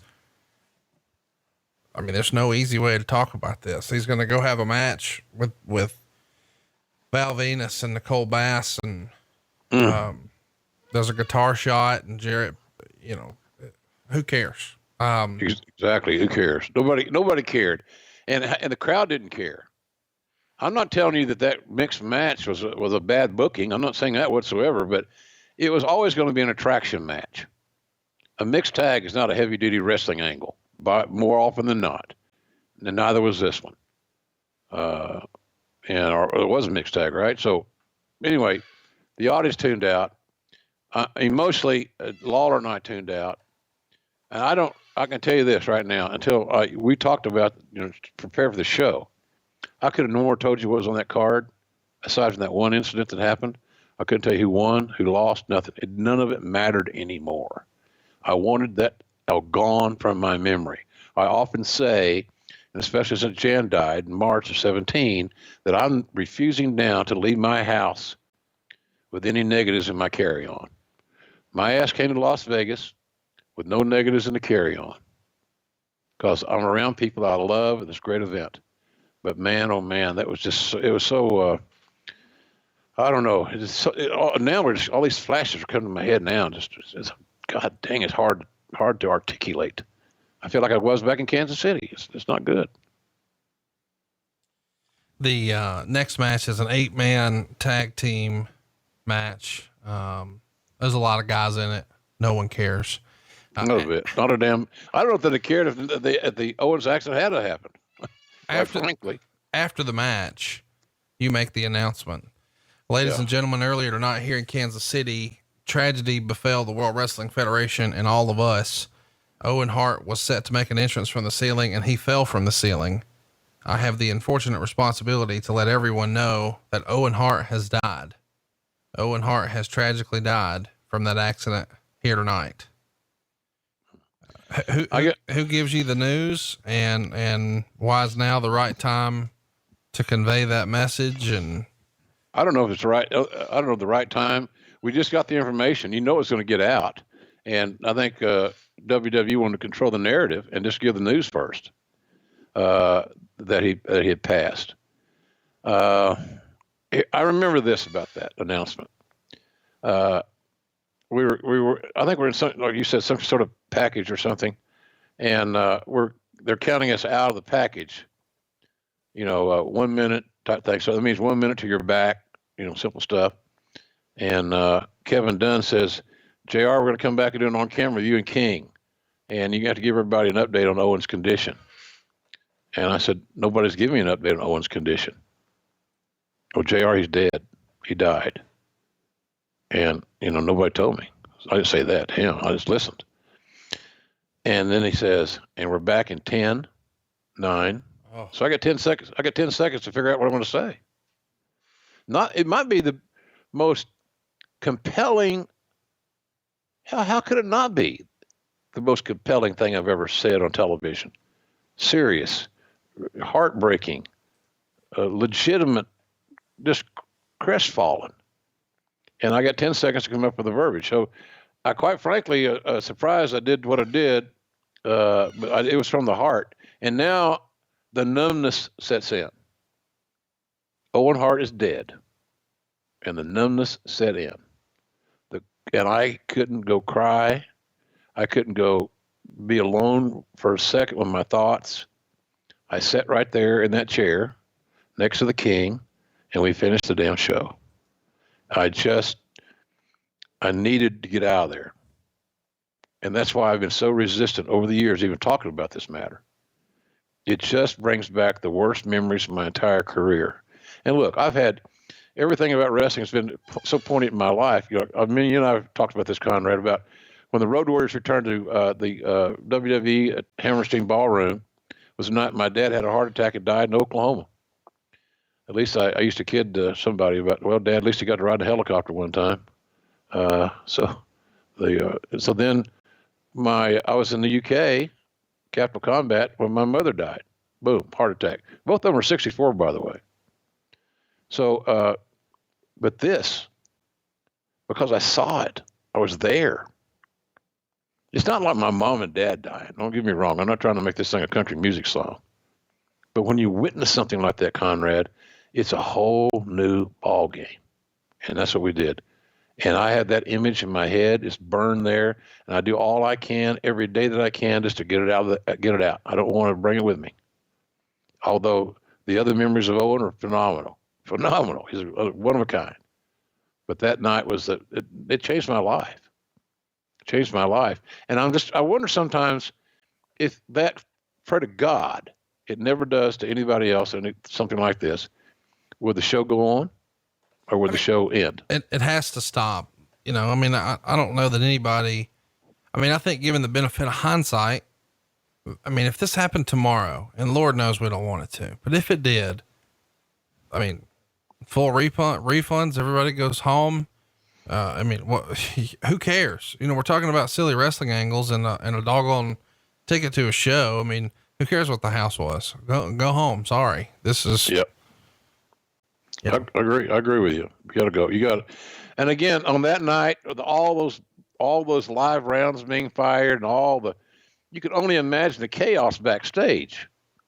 It wasn't, even if Owen had not been arguably the most popular guy in the company, which I think he was, that there was still been chaos, confusion, hysteria, because there's absolutely, in our world at that time, that I'm aware of, no precedent. Other wrestlers had died in the ring. God bless the Silver King, who passed away a week or so ago, heart attack in the ring. But something like this, I don't think it ever happened like this. Nothing. So there was no precedent. How do you react? I don't know. I don't know how you react. When we found out we were moving forward, getting back in the truck, and we're going to drive on down the road a little farther, the only thing you can do is we had it in, if you ever said JR ever called something in, I would tell you go back and watch some of those matches post-announcement of Owen's passing, and you'll hear a old fat Okie calling it in. I'm sorry about that. If it offended anybody at that time. Oh, nobody cares. Look, Mick Foley says that he was sitting in front of a TV monitor watching, and he saw a shot of the crowd. And around that time, Pat Patterson came in the room and said that Owen had fallen off the catwalk that was some 60 feet above the ring. And he says he's saying prayers as he races down the hallway, and he arrived just as Owen was being wheeled into the ambulance. The Rock would say that he was in the dressing room going over his match with Triple H and Chyna, and Sergeant Slaughter comes in the room and says Owen is hurt. And he said, "Oh, come on. Are you serious? Or are you ribbing?" He would write, "Owen was known for his pranks." And I thought maybe this was another example of his twisted sense of humor. "No," Sarge said, "it looks pretty bad. They're working on him in the middle of the ring." So he goes straight to the curtain. And when he reaches the gorilla position, he sees everyone gathered around with a look of shock on their faces, just disbelief, and people are crying and hugging. Quote, and then it hit me. This is real. I walked up to the curtain and looked out, and the EMTs were working on Owen in the middle of the ring, giving him CPR, and the crowd was on its feet, absolutely silent. And I thought, my God, that's my friend. I have to go out there. And Vince McMahon was standing there watching everything on the monitors, and he was in shock, just like the rest of us. Vince, I said, I want to go out there. What do you think? And Vince just stared at me with a look on his face that seemed to say, Rock, that's up to you. After a few minutes, Vince spoke. He says, if you go out there, Rock, those people are really going to react to you. They may think this whole thing is a work.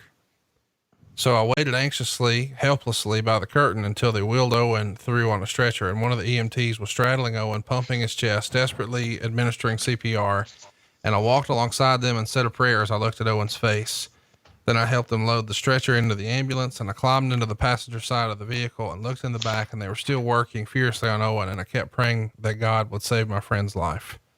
I was completely numb, and now, somehow, we had to deal with the task of going out there and performing. We talked about the rest of our match, tried to finish putting things together, but it was almost impossible because we were so worried. And 2 minutes before we were scheduled to hit the stage, we were told that Owen died. And he started to think about his performance, and he knows that sounds strange, but he was asking himself, can I really go out there? Not should I go out there, but can I? Am I capable of performing? And he envisioned Owen saying, DJ, you have to go out there. And he personally felt comfortable with going on because he knew Owen and believed Owen would have wanted that. What say you, Jim? Do you think Owen would have wanted the show to continue? I think so. Maybe not the popular answer, folks, but I can only give you guys honesty. We talked about Vince's uniqueness, and he's not the average cat. Neither was this Owen Hart cat. I mean, he was a wonderful guy. He loved what he did, and he loved the fans. You know, one of the great stories about Owen is that, you know, he had fans that were his buddies in all these towns because he'd stay with them. He'd stay in the hotel room. Over the years, there's no telling how many thousands of dollars he saved by staying at a fan's house, literally at a fan's house. They'd pick him up from the airport, take him home. That was Owen. He loved the business and loved the fans, and he loved to make them happy or excited or whatever. And I think he probably said, listen, we got to finish the show for these people that paid their money and brought their kids here.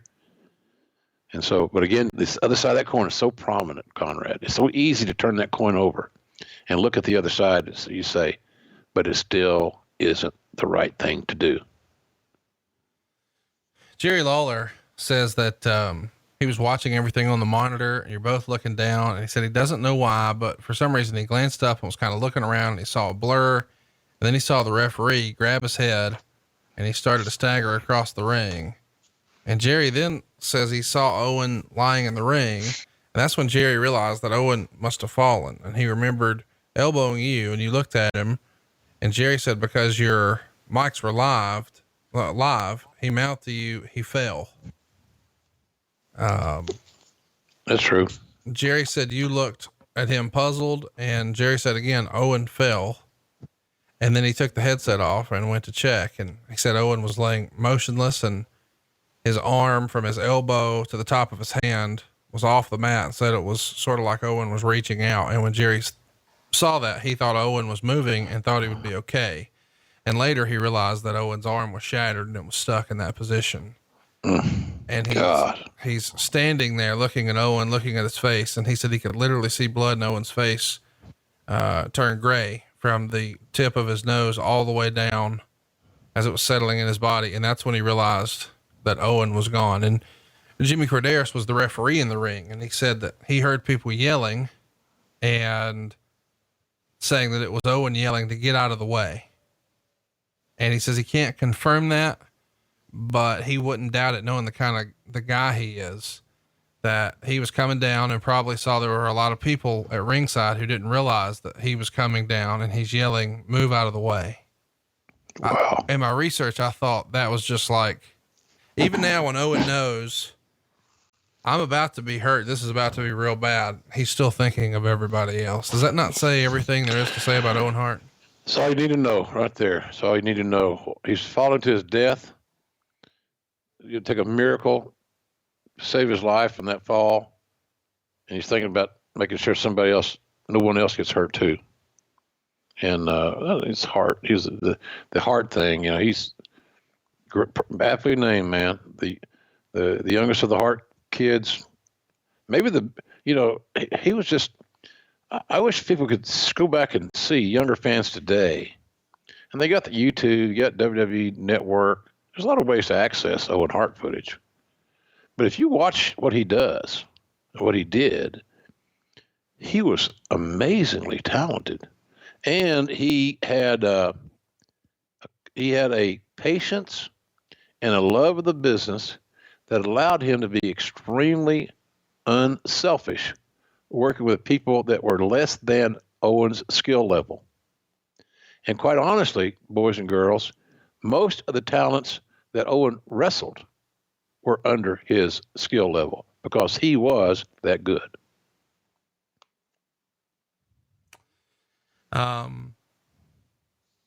Jimmy says that he felt like Owen was looking out for him because he was yelling at him to move. He was still cleaning the debris out from the hardcore match before. And he says, I don't know if it was his hand or his foot, but I was holding the top rope as I was kicking debris out of the ring and moving towards that corner. And almost instantaneously, I felt something brush against my head and the top rope snapped out of my hand and snapped back and jammed my fingers. And I thought the top rope broke because they use actual rope in the WWE. It's not cable. So I'm looking at it and the rope's intact and I'm like, what the hell? Did somebody throw something? And as I turned around, he was there. You're trying to put two and two together, but you can't. And he says the next day he found out from Jerry Lawler that when Lawler saw, he thought, my goodness, he's going to fall on Jimmy. So they was that close. And maybe that is the voice that he heard saying, move out of the way, that it was Owen trying to look out for him, which is just unbelievable. And right or wrong, Vince Russo has caught some criticism about bringing back the Blue Blazer. And, at different times, Brett has been pretty vocal about saying that Owen didn't like this stunt and wasn't comfortable with it.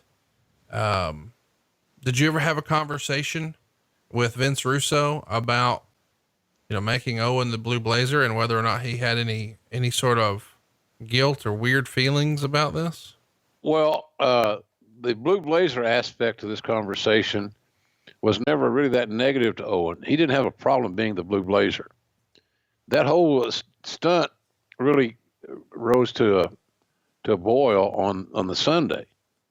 Hence, that's why they tried so hard to get a rehearsal out of it, which I found to be somewhat crazy. Is he the only guy that could rehearse?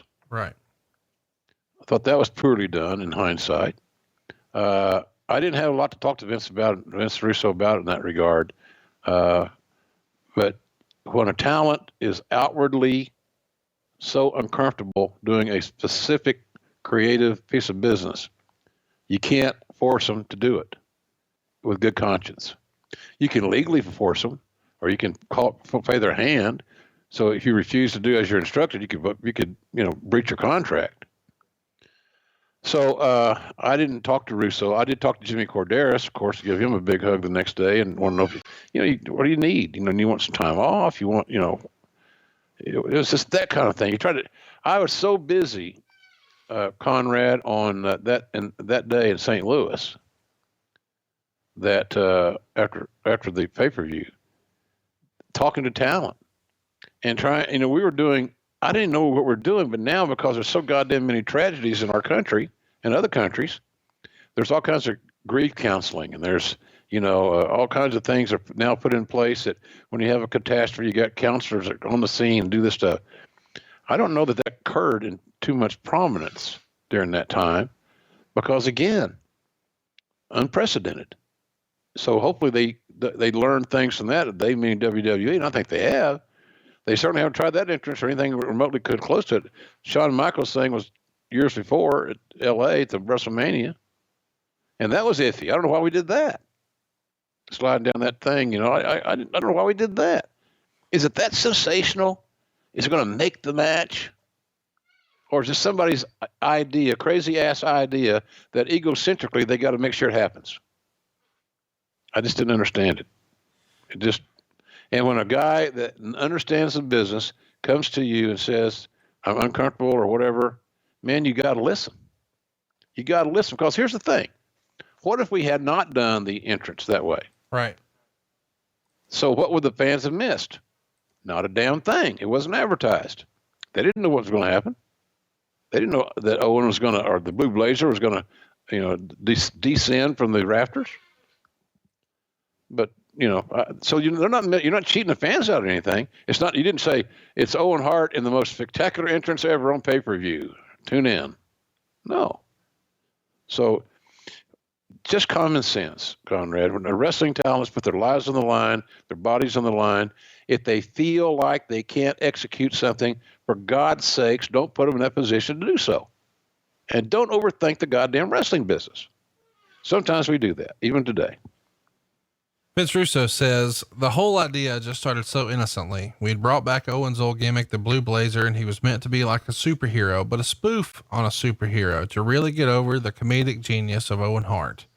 It was probably the Friday before the show, and the show's already written, and I got a call from Steve Taylor, and he goes, look, I just got a call from the people who propel Sting from the rafters. They say they're going to be at our pay-per-view, and they want to know if there's anything they might be able to do for the WWE. So while he's telling me this, I'm looking through the show and I see Owen, and I'm saying, well, that'd really be great to elevate Owen's character. That'd be something special and cool. Elevate his character. Jesus. So now during the day of the pay-per-view, Owen comes up to me and he says, I rehearsed propelling from the ceiling, and when I propel down, it takes me a while to get my harness off. If the Godfather is in the ring first, and then I propel and I got to take this harness off, and the Godfather could pummel me.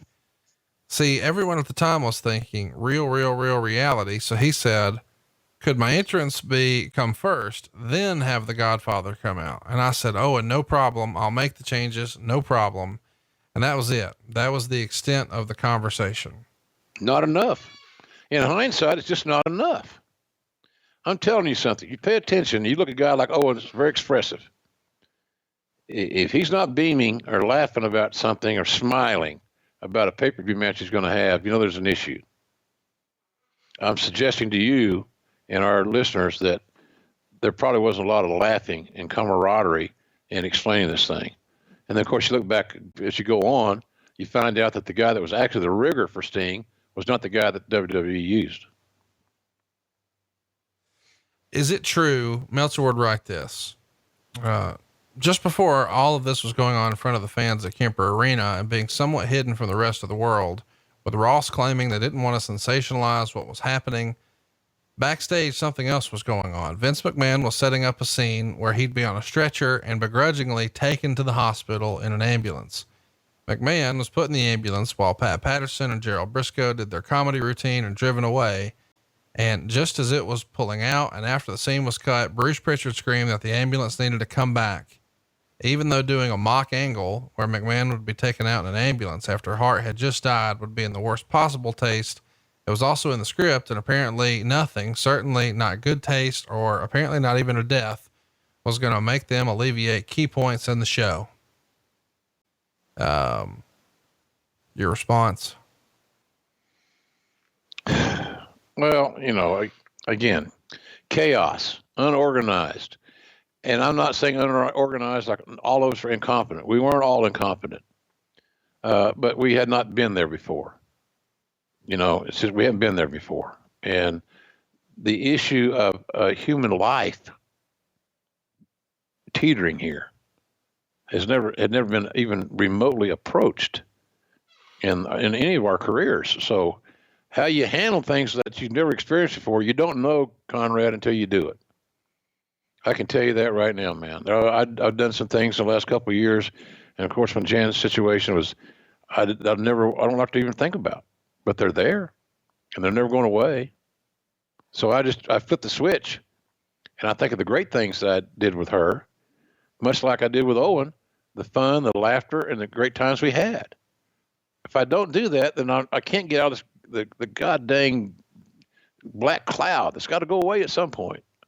So it's just like I said earlier, hey, we were in a little spot, Lawler and I, a little spot out there, but man, the back, I always, I was thinking all the boys said, man, Charlie, you should be glad you weren't backstage. It was unbelievable. And some of the boys are becoming very, very emotional. That some of the women were extremely emotional. They were scared. A lot of people were scared. They didn't understand, confusion, and it was just the worst day of my professional life, without a doubt. Oh, I do want to ask, everybody has chimed in and a lot of people as fast as the next day. The mainstream media picks up on the decision to go forward with the show, and the company's been criticized up and down for the decision to continue the show. Did you ever have a conversation with Vince about it after the fact? Not right then, not in the moment, not the next day or a week later, but just later. It's been 20 years. Did it ever come up in your casual conversation? Never did. Never did. I tell people this, it's honest to God truth. The more often that I can avoid getting back into this dark place, the better off my life is. It's a great, hopefully this is an entertaining presentation today for our audience and our folks that are supporting the hell out of us, which we appreciate. But man, I don't want to talk about this again. After today, let's move on. I know we're going to move on. Sure. I'm just saying in a reality way. Okay, I did it, and maybe I can find some cathartic benefits from doing it today, but I don't want to do it again. Owen Hart was obviously not an old man. I mean, he died, 34 years old, and Meltzer would write that there was a story going around that Owen was getting ready to retire from wrestling when his current contract expired in 2 years. Did you ever have conversations with guys when you were, talking about their contracts, about what their long-term goals were? And, you've told us about, they got to pay their taxes and blah, blah, blah. Did you have conversations about retirement? Hey, how do you want this thing to wind up? Sure. You always want the guys to have a, if you can orchestrate it, a smooth exit, like in any other company. He'd been a long time, loyal soldier in the wrestling business. He came from one of the greatest, if not the greatest, pro wrestling family in the biz, and certainly in Canada, without any doubt. So at least that's my opinion. So, but we talked. Yeah, he's like everybody else. The two C's that always pop up, and for him, he was making good money, but I don't think he was overwhelmed with a lot of his creative. And I thought that he had some good moments. I thought, of course, him and Bulldog, amazing team, but I thought Owen and Yokozuna was a good team. The yin and the yang, and the big heavy hitter, and Yoko and Owen could do all the stuff that needed to be done prior to a finish occurring. But we had talked about it. I think a lot of it too was travel. Maybe he got tired of staying in those fans' houses when he was on the road. I don't know. I'm kidding, laughing. But I think his kids were a big issue too. He didn't want to be on the road all the time when they were growing up. And he had saved. He was a very thrifty fella, and he knew the value of a dollar. And somebody would say he had 50 cents of the first dollar he ever made. He'd saved his money, and I thought that was just phenomenal. And they'd built their dream house there in Alberta, and he had 2 children and his wife Martha, and it was good. So he wanted to, he was not angry when talking about retiring. His conversation about retiring to me was one of, hey, I'm going to do my 2 years. I'm going to continue to save. Hope I need to make some more money if I can. Blah blah blah, and then I'm going home. Cool. Well, so my deal would be this: what can we do as a company to help you facilitate that? Because look, the guy basically giving us a 2-year notice. Right. A lot of guys don't do that, my friend. So that was the deal. He wasn't bitter or angry about the business. But that, I think that changed. His attitude changed a little bit after Montreal, but he also got a new contract after Montreal for the sake of the heartbreak and all this that the Montreal screw job had caused the Hart family. That's my take on that deal wholeheartedly. Vince, JR, make Owen happy, because this is going to be a tough place for him to be with the way Brett exited. but we don't want to lose him. He's too valuable. And I said, well, he thinks he's been underutilized. And I said, I can't disagree with him. He just doesn't squeak enough. The squeaky wheel gets the grease and all that good stuff, the good cliches. Owen didn't squeak a lot. He just was a soldier. And Vince agreed with that, by the way, Conrad. We always talk about this guy's a hero here. Owen Hart, after Brett left, should have been the heir apparent to the top Canadian star in the company, without a doubt. If I piss somebody off on that one, then sorry, but that's the way I look at it. So that was the story there, buddy. I think that he was making a plan. He had a plan, a life plan. And so much today, we don't see that in athletes or performers or certainly wrestlers because everybody's chasing that one more payday. Hey, there's a lot of guys at this amazing event here in Vegas that are chasing a payday because they need the money. God bless them. I was as supportive as I can to all these dudes. But that's the situation. He wasn't in that mindset. He was going to be financially comfortable to be able to spend great, productive years with his wife and raising his children. And let's not forget, his mom and dad were not getting any younger. And he was the youngest child.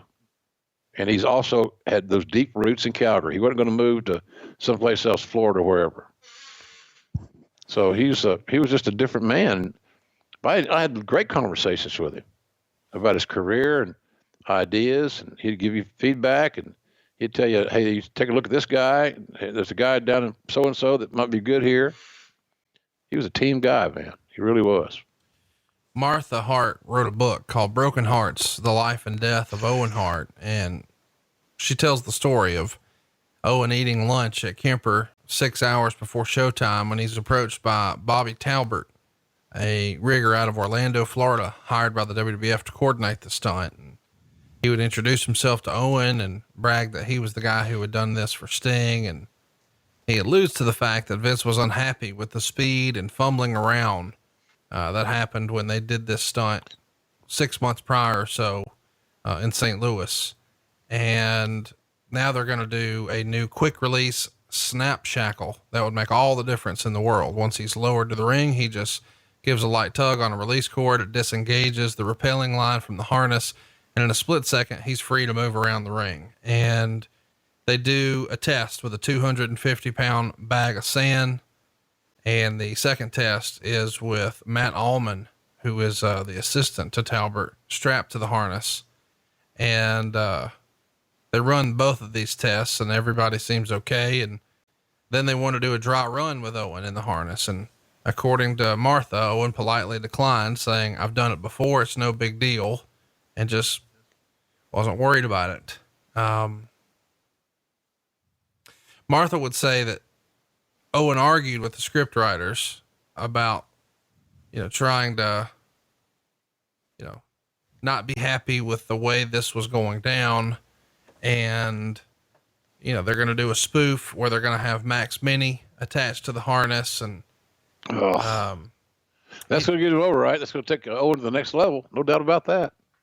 It's just so stupid. It's so stupid. It's ill-conceived. Now, if you say it's going to be a spectacular entrance, fine. Maybe it will be a spectacular entrance. It'll certainly be a unique entrance. I don't know how spectacular it's going to be. It's going to be unique. But, it's just to say in that same breath, in that same pitch, it's going to take him to the next level. It's going to have to get more notice. It's going to be a positive thing. It's not going to be a positive thing to the character. Because what can you do with it? You can't have a match on it. You don't want to put a vertically challenged little guy on there, dude, like you're two guys jumping out of a damn airplane parachuting. It just didn't make any sense when you stopped and thought about it. It was a sensational idea, pull out of somebody's keister, and it just the more I think about it now, that's why I don't think about it a lot. I'm getting pissed off. It just wasn't necessary. I didn't know the Max Mini detail that he was supposed to be in an identical blue blazer outfit, and Owen's not wanting to do the rehearsal, saying, hey, if Vince wasn't happy with how I unhooked myself, I definitely don't want to have to worry about unhooking someone else, especially since Max Mini doesn't even speak English, that's going to be even more difficult. Yep. Hello, Houston. Hello, God. It was, Isn't this, Conrad? The more you talk about this, the more absurd it becomes all over again. Max Mini. Oh, we got to laugh at it. Let's laugh. Yeah, let's make the wrestling as funny as we goddamn possibly can, because everybody knows that a wrestling fan really wants us to watch big guys act and be funny. We want wrestlers to be untrained but very funny comedians. Somewhere along the way, that trend hopefully will stop, and maybe Saturday night. But nonetheless, I don't get the. Again, I'm all over the place here. I get it. I apologize, folks. But God dang, man, I'm having so many flashbacks, and this ain't easy. So he begs off of the rehearsal, and it's written in Martha's book. His motive for begging out of the rehearsal was as much to do with inconvenience as fear. He just didn't want to waste time sitting around waiting for other people to get their act together. And he finally says, okay, I'll come do the rehearsal at 2 p.m. And of course, 2:00 comes and there's no sign of Owen. And he's hopeful that, he can get out of this rehearsal and just do it because he's done it before. And because he's not there to do the rehearsal, they decide they're going to do the Max Mini dual drop the next night in St. Louis on Raw. And Owen stalling that tactic, I guess inadvertently saved Max Mini's life, which is pretty crazy to think about. Yeah.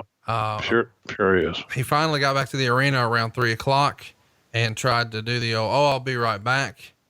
And, just trying to do whatever he could, to get out of this. And eventually he gets on a steel grated catwalk, and he's in the southwest corner of the ring, standing on a catwalk with Talbot, staring down at a large scoreboard that he's going to slide past on his way down. And, apparently Talbot would later claim that he briefed Owen on the importance of not touching the quick release cord before landing, saying, Jesus Christ, not touching it. Here, look where he is. Don't touch it now. Yeah. How the hell can you guarantee somebody's going to be dropping from the sky and not inadvertently touch something that they weren't supposed to touch? This is, again, untrained stunt man. Owen Hart, that was him. He's not a stunt man.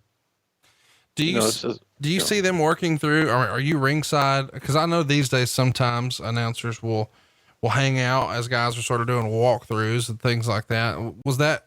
Were you ringside for, early before the doors are open, or are you in the office? Are you in the back? I would probably be, out at the ringside position, trying to get any germane and important feedback from the talents regarding what they plan on doing that night. But I never was I'm probably not as involved in that as some of the guys are today, because I felt like it always stymied me to know more than I needed to know. And if they wanted to call this in a reality way, in a sporting venture type feel, then I don't need to know the finish. If I'm going to do a football game, they're not going to tell me Alabama's going to win again, even though we know they are. I wanted to say it from my own eyes and put my own narrative on it. So I would go out, stay out there for most of the afternoon, but you didn't have to get information from everybody. I just need information from the things that we're featuring. It would not have been an 8-man tag or a mixed tag. What they did was fine.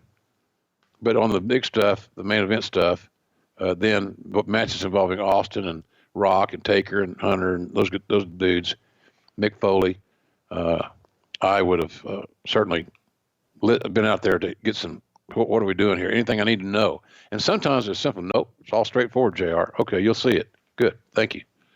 Then I would leave and go back to my little talent relations office and finish up my show notes, just to organize everything for the, working without a net that night on a live pay-per-view. So I might even if they had a rehearsal, I may have missed it because I may not have been sitting out there. I don't remember anybody rehearsing. So I apparently didn't see any of it. Did somebody rehearse? Yeah. Talbert would say, as long as you don't put your hands on this, nothing's going to happen. And when you get to the floor, you grab it and give it a deliberate pull upwards. So it gives me a visual cue to pull the rope back up. And Martha would write, despite having difficulty in trying to keep his cape from interfering with his arm movement, the test went relatively well. However, upon landing, Owen forgot to pull the release cord, prompting several WWF officials to scream and yell at him as he moved around the ring with the rope still attached to him. Asked if he wanted to try it a second time. The answer was a quick, no, I got it. I take it you didn't see the rehearsal. No. And there are two reasons for that. A, I could have been very busy with another talent's issues. I could have been sequestered to work over my show notes. But the other thing is, the less I knew how something was going to come off, the better I felt like I could react to it. I often wonder if I had known that Taker was going to throw Mick off the top of the cell in '98 in Pittsburgh, how I would have called it. And I thank God that I didn't know that I even want to do that, because then everything was real, organic, and exactly how I felt at that moment. I kind of wanted to protect that feeling, because I never was a guy that needed to know all the information. Hey, when he worked for Cowboy Bill Watts, he didn't tell you nothing. He told you just philosophical points, but he didn't give you all the inside stuff on a TV finish. If I was not articulate enough to recognize what was going on and to put a narrative to that music, to their action, then I got to be replaced. That's what would have happened to me. I'd have been gone. Luckily, he taught me good enough that I was well enough, I should say. My verbiage, my diction's not so good now, but apparently, but he taught me well enough to where I got by. But that's the deal. The less you know, the better you are, Conrad. And I can promise you that's like me taking you to a movie and then telling you all the good shit. Hey, Conrad, watch this. She's getting ready to get killed. Watch this. You'll love it. Martha wrote, noticeably quiet as he made his final preparations. Owen paced back and forth, prompting longtime colleague Dustin Runnels, aka Goldust, asked him if he was nervous, and Owen admitted he was before Runnels assured him it'll be all right. And Owen placed his cape and mask into a duffel bag, and to help conceal his identity for the walk through the crowd to the rafters, he put on prison-like coveralls and wore a baseball cap pulled down over his face. And leaving his dressing room with the bag slung over his shoulder, he bumped into Harley Race. Told by Owen he was very uncomfortable with the upcoming stunt. Race tried to put him at ease by joking, "Be careful that rope doesn't break." And Harley's wife, BJ, offered up a hug to comfort him and asked if he felt better. And Owen said, "The only thing that makes me feel better is your cooking." And then Owen goes down the hall to an elevator that takes him to the basement of the arena to the main concourse. He walks briskly past hundreds of wrestling fans staring at the ground, trying to remain anonymous, headed for section 221, where he hurries up several flights of stairs to the last row of the building and then climbs a rickety wooden ladder to the catwalk, and obviously not designed for heavy traffic. And that's where this would all happen. He's going to get up there and be greeted about a half hour before the stunt is to occur. And Talbert has worked in the stunt business for 7 years. But he's an independent contractor, a special rigger for Universal Studios. And he lands this job based on saying he had 2 years experience, as we said, doing the entrances for Sting. And I guess, he's coming down from the rafters almost as like a parody of Sting. Is that sort of the idea? Because, hey, that's what they're doing. We'll sort of mock that and say, "Hey, look, this is what our parody superhero does," sort of like the Top Star on the other channel. I think that's Conrad. I'm sorry. I think it's basically another illustration of, they wanted to satirize Sting. Sting was the top dog in WCW, their homegrown, personally developed star. And I think it was just another shot along the lines of a Billionaire Ted skit or something along those lines. It's Razor, my little Razor and Diesel thing that I did with Glenn and the other kid from Canada. So it was. Here's the thing: when you pitch an idea like that to Vince, as competitive as he is, he's going to love it. If he thinks he's going to piss somebody off that he's competing with, or he's going to get the mental edge, he's going to love that. He's going to love doing it. He's going to thank you for coming up with the idea. So then at the end, you say, okay, now we're going to do this thing. If you say it's going to be very entertaining, and that's all we need is just entertainment, then maybe we'll get lucky. But if we're going to use it to draw any money, we're farting in the wind. Ain't going to work. Going away, evaporates. And I think that's kind of what this was. We've made fun of everybody else. Now let's make fun of Sting, who didn't bother a soul in the world on none of this stuff. Minutes from his cue, Owen apparently moved his arms out and away from his body several times to try to reposition the cape in an effort to conceal the harness. And the cape was awkward and heavy and had a tendency to choke him if it wasn't positioned properly. So this is what he's doing. And he's even trying to step over the railing and outside of the scaffolding to get ready to make the jump, but it's difficult with this cape. Eventually they check the tension, and now he's sort of dangling by the shoulders and he's ready to go. And, well, here it is. Perhaps being somewhat choked by the cumbersome cape, Owen extended his elbows out and away from his body in an effort to make a subtle adjustment to the cape. It was then that three riggers were horrified to hear the distinct sound of the snap shackles release. Talbert looked down immediately to see Owen plunging towards the ring, falling backwards and in a slight clockwise spiral before landing violently 78 feet below, shattering his left arm just above the elbow and causing massive internal injuries. Upon initial contact, Owen was flipped backwards by the highly strung cable. His 229-pound body camored into the ring, where he sprang a foot off the canvas before settling into the corner, lying motionless on his back with his feet pointing towards the center of the ring and his head mere feet from the apron. It took several seconds for his rubbery arms to rest at his side, bouncing off the spring-like canvas. Well, that's a hell of a, I wonder where she got a lot of information, or had a lot of information in her book about what went on backstage and his mood and so forth. I just wonder who all her sources were. I'm just curious, out of curiosity, not out of vengeance or anything negative in that regard. I just wonder, because some people are very willing, apparently, and I don't think that's a bad thing, that she was informed of everything that went on, and that was all that information played a big hand in her lawsuit. She would continue unconscious due to the violent impact that tore his aorta and instantly began filling his lungs with blood. An innate survival reflex prompted the muscles and nerves of a wide-eyed Owen to attempt to sit up, described by one man looking like someone struggling to finish off a set of 100 abdomen crunches with one final desperate attempt. Owen was unable to do much more than lift his masked head a few inches off the mat. It's pretty crazy. You know, she would say that he was moving at a rate of 45 miles an hour. And, when he came through my monitor, pardon me, when he came through my monitor, it was a bullet train. It was just a blur. Boom. And that's why I wasn't sure what I saw coming through my monitor. And then I looked up just a few inches, just raise your head a little bit. And there he was, and he hit. So my timing was bad I couldn't make out what happened exactly on the little monitor, but when I saw this flash go through my screen on my monitor, I looked up and that's when I saw him hit. So then you knew it was real. Off-duty police officers Todd Bryant and Joe Daniel were working security 20 feet from the ring when Owen hit the mat, and they started to check on him. And eventually Lawler makes his way over and puts his hand over Owen's mouth and says he's not breathing. And they use some scissors to cut his mask off and start chest compressions through his outfit. It's just, God dog, this is hard to get through.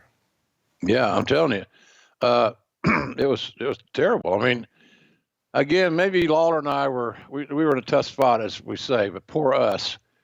I could only imagine, again, we talked earlier about how it was backstage. At least we had a little bit of sanity in our little area, our little few feet there together. So, it is hard to get through. This whole damn thing's hard to get through because of the nature of it. But people are hearing things about this from a perspective that I promise you've never heard before. Not from me. Right. They say that he still had a heartbeat, but it was known as the dying heart rhythm, meaning he had yet to flatline, and they're trying to administer medicine to, or shots to raise the heart rate, but no response. His eyes are still fixed and dilated. And, they're going to put him in, the spinal column and all that stuff. And then eventually the ambulance. And when he finally arrives to the Truman Medical Center, just 3 miles away, they administer something into the air tube and they hook him up to an IV, and they decide that he's already clinically dead here. Golly, man, this is just rough to think that this is where it is. At 8:07, they're trying, their last efforts. And then at 8:12, that's where they call it. And, he's gone. And I think most people know this, but Bret Hart was actually, on a flight to LA coming through Toronto. So he's on a plane when this happens, and someone hands him a note that says, "Please call home, family emergency." And, when he finally gets through, Carlos says, "Are you sitting down?" He says, "Of course, I'm on a plane." Jeez. And he says that Owen passed. Did you ever talk to Bret about losing Owen? Oh yeah. Yeah. Well, I was respectful of the family then and now. And it was so crazy, Conrad. I didn't know what was appropriate. What is the protocol for something like this, other than to express yourself that you're really, that you care. What can I do? And I'm sorry. But what can you really do? So I kind of laid off of that matter. But today I will say the good news of that is that Bret and I are great friends, and he knows I had nothing to do with his Montreal bullshit, and he also knows that I care for the family. So, but we never really talked about it a lot. When we get together sometimes and Owen's name comes up, Conrad, I think it's a defense mechanism for both Bret and me to some degree. He may disagree with this, but my assumption. For me, it's true. We both had rather invest our time and our conversation in laughing about some of his ribs. Right. He did some of the greatest ribs in history, especially like with his dad. He ribbed his dad as hard as anybody else. And he loved to tell those stories. So, but that's kind of what we talk about. So, but yeah, we talked, and it was good to do that. I mean, we needed to do it, and it's just all so. I look back, I'm trying to think of good things to say here, and it's like every time I turn my head, I get the shit slapped out of me here. So it's challenging, man. Let's talk about the next night. They decided to do a tribute show to Owen, and Martha was critical of that. She said Vince followed through with a Monday Night Raw as War show scheduled for St. Louis rather than postpone or cancel the show, giving his wrestlers time to cope with the loss of their friend and colleague. He used Owen's death as a golden opportunity to bolster ratings in a highly contested viewership battle. He transformed the show at the Kiel Center into a tribute card for Owen, and wrestlers stood with tears in their eyes for a 10-bell salute to open the evening. The matches were short and devoid of risque behaviors or angles of any sort. And throughout the show, wrestlers and staff spoke of their favorite memories of Owen in pre-taped segments that aired regularly between bouts. Never once have I questioned the profound sadness and loss most of the wrestlers felt in the days and weeks that followed Owen's death. In fact, some, like Jeff Jarrett, continue to stay in touch with me and show their support and respect to Owen to this day. This business is cold, callous, selfish, self-serving, and unrealistic, Jarrett said in his emotional tribute. It's a fantasy world. He did what he did with integrity, and integrity in this business is few and far between. And she would say that most spoke about his pranks, and that endeared him to everyone. And she says perhaps the most touching words came from Jim Ross, who said he hoped he could be as good of a man as Owen so I can see him again someday. God. Well, it just turns my gut. Yeah, I remember saying that. And that's another one of those deals where it was like Kevin Dunn comes on and says, JR, we want you and King to say something about Owen. Because, we kind of, we kind of sat in that chair, the night before, and so of course, what are you going to say? Of course. So we do something. What we're doing comes on camera, and again, it's one of those situations, man, where you just let your heart and your instincts take over. I didn't write nothing down. Didn't try to rhyme anything. I didn't want to be cool. Here's the deal, and I believe that. I believe that Owen Hart was as good a man that I ever met in this business. As a human being, a father, a brother, everything good, man. Everything was good about this guy. Everything. And I just knew that if somewhere in my lifetime that I could raise my game up to his level, I knew where I would be at the end of the day. When as Bobby Heenan would say, when I took that final dirt nap for OJR, we know where he's headed. And that's what I saw with Owen. We knew Owen was in a better place, and depending on what your religion is, I'm not getting into all that because that started another firestorm for somebody looking for something to piss on. But he was, I believe that. I believe he was as good as a guy, and if I could be half the man or as close to him, my afterlife would be very well spoken for. I guess we should mention here, Owen's funeral was on the 31st of May in Calgary, Alberta, Canada. You attended, correct? Nope. What was that day on? Do we have Raw? Surely. Are you saying you didn't go because that was Raw? I can tell you this in a nutshell. 1, I did not go to the funeral. 2, I regret it to this very day. And 3, there's something work oriented. And maybe I want to think it might've been the voiceovers. No, you're exactly right. It was taped on the 25th and it aired on the 31st. Yeah. And so Lawler and I, went to the studio in Stanford and did the voiceovers for Raw that night. And that's why we didn't go.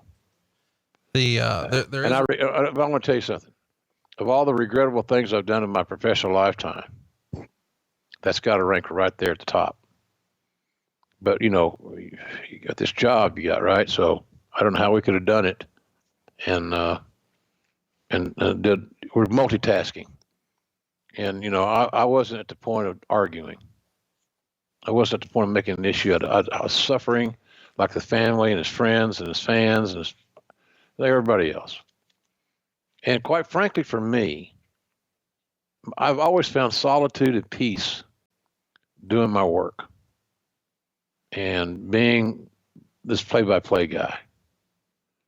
And I'm thinking to you that I probably got some really good cathartic time because I got away from thinking totally about this tragedy to do the job that we had to do. Because, it's a different ballgame. You're in a studio doing voiceovers. It's more challenging. Time's very crucial. Can't miss this, can't miss that, because everything's already on tape. There's no fluctuation. So I didn't go to that funeral, and I regret it this very day.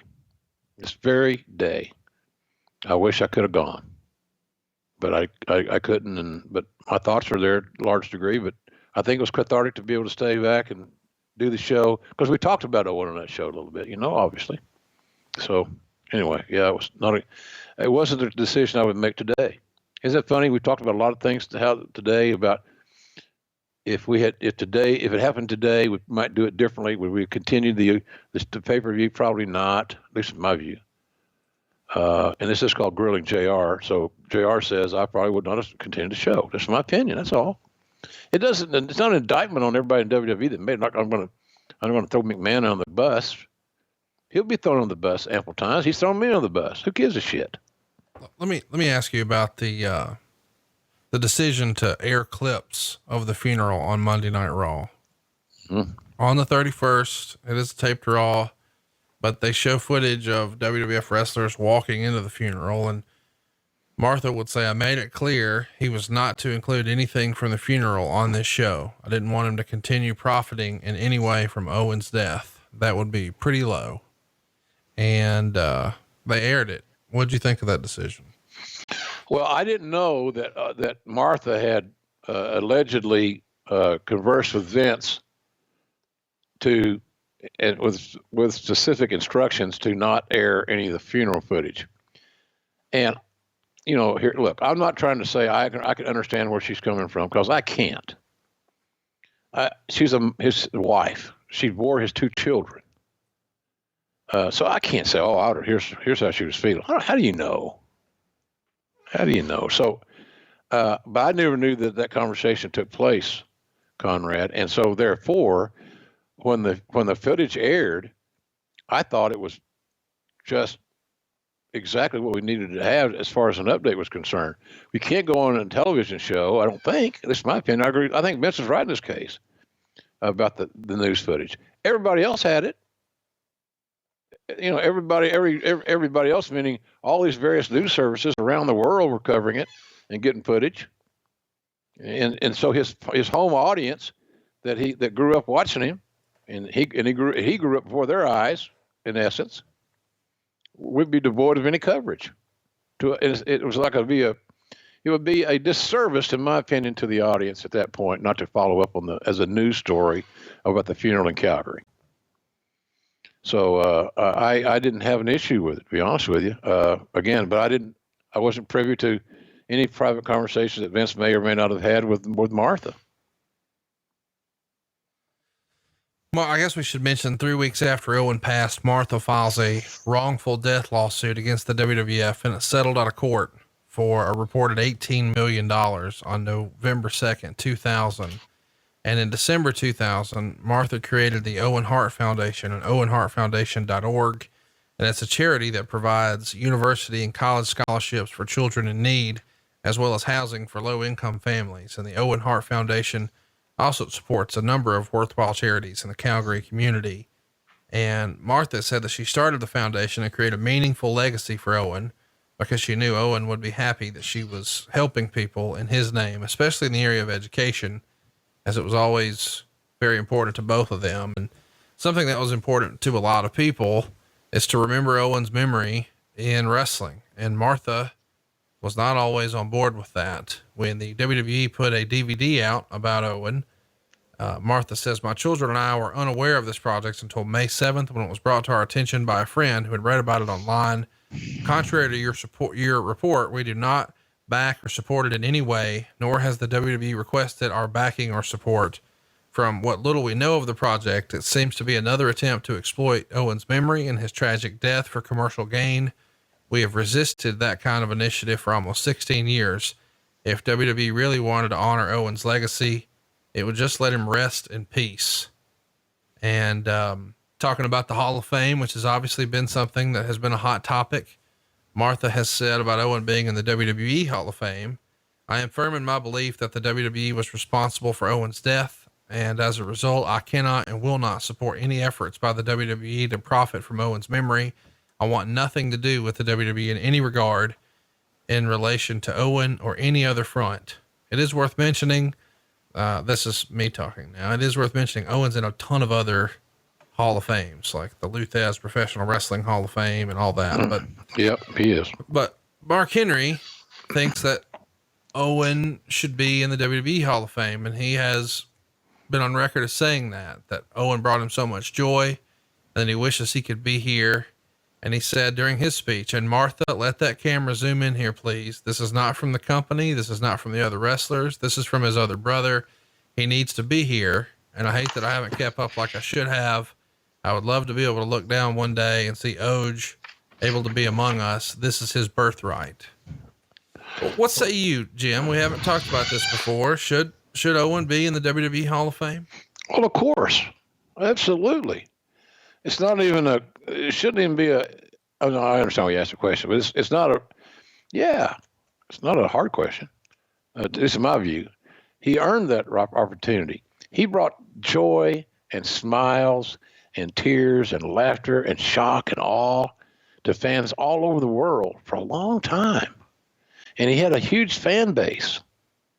People loved him. And when you met Owen, you couldn't help but love him. So for him not to have the opportunity to be enshrined in the WWE Hall of Fame, where he didn't get all of his fame there, but let's be honest, the majority of it, it's a no-brainer. So I think what it does, look, I understand the part of Martha that's grieving. I've grieved myself lately. But at some point in time, you can't. This grieving process is a strange cat, man. And one person can't dictate how everybody else grieves. I can promise you. So I think that Martha's being a little selfish at sometimes, and that's cold to say. God, JR, she's a widow. She's got 2 kids to raise. I'm sorry if that comes off bad, and I'm apologizing now, but it just seems to me on the surface. Okay, look, you filed this lawsuit, justifiably so, and you won it, and you got somewhere in the $18 million range before attorney fees. Let's not get past that. And so that's been settled.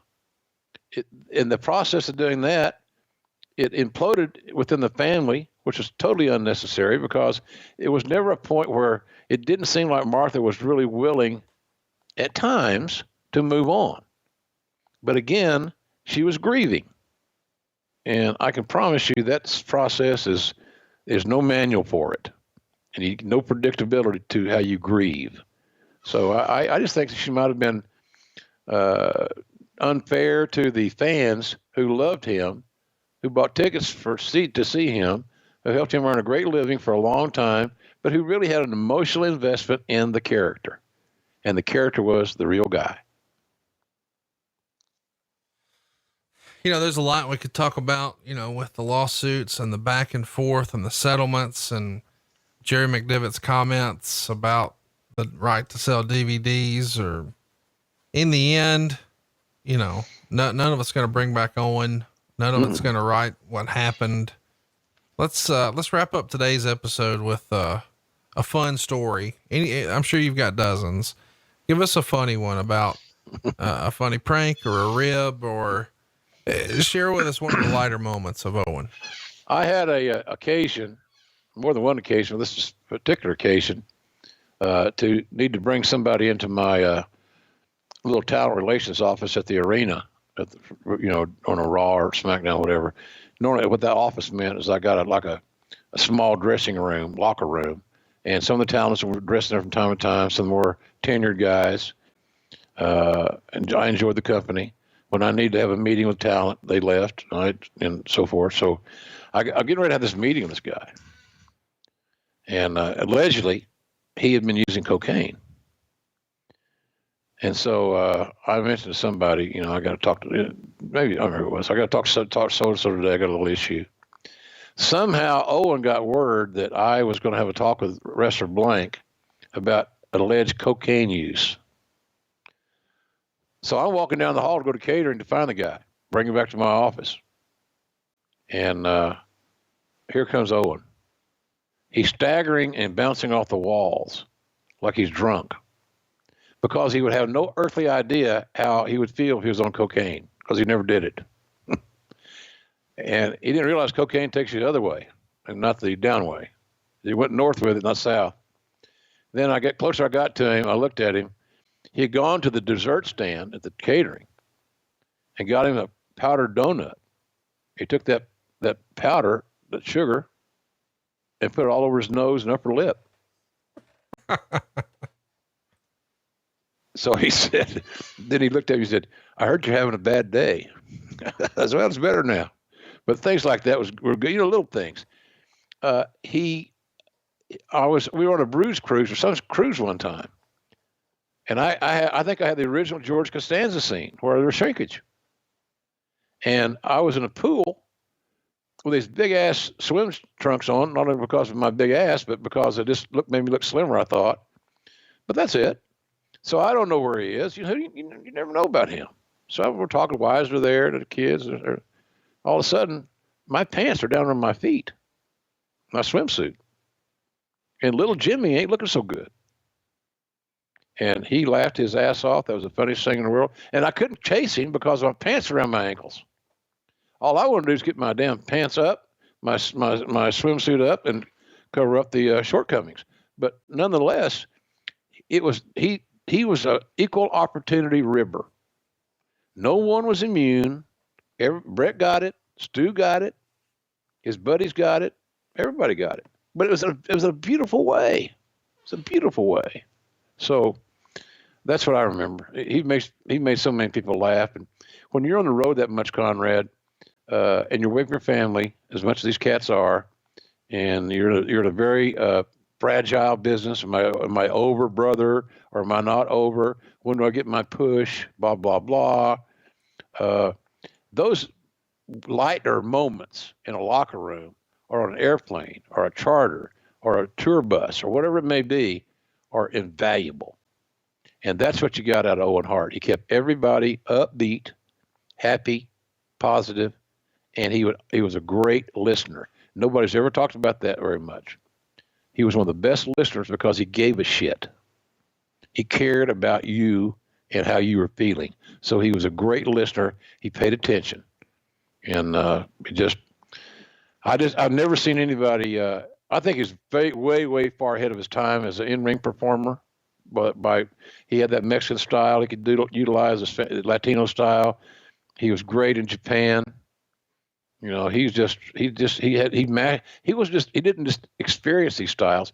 He was a little bit like Jericho. And I think Jericho may have followed the lead there a little bit, because not only has Jericho gotten experience in all these different styles, lucha libre or the Japanese or whatever it may be. Well, and Jericho has become really, really good at all those. Well, Owen mastered those before almost anybody else. There's a small little group that had the same experiences. Eddie Guerrero was one of them. Benoit was one of them. But nobody got great at all those disciplines as great as Owen Hart did.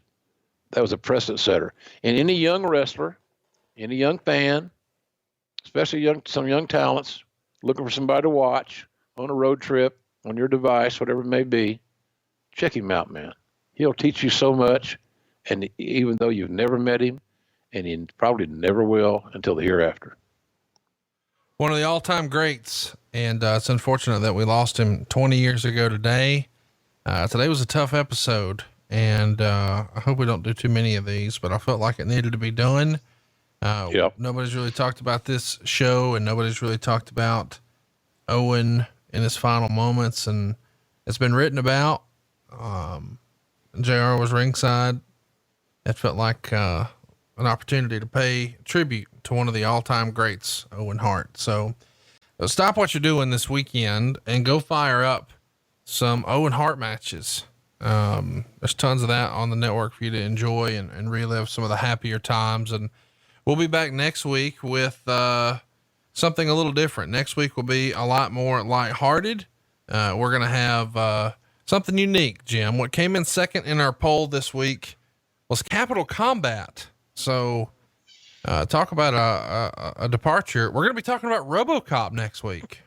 Well, that certainly isn't as serious as what we talked about here today, folks. I can promise you. So if we've taken you down a dark hole here, telling you the truth about something that really happened, next week will be a little different ball game, because RoboCop. One of my great lines that night. My God, Bob, it's RoboCop. Bob Cottle said to me, "How the hell are we going to call this?" I said, "I don't have any idea."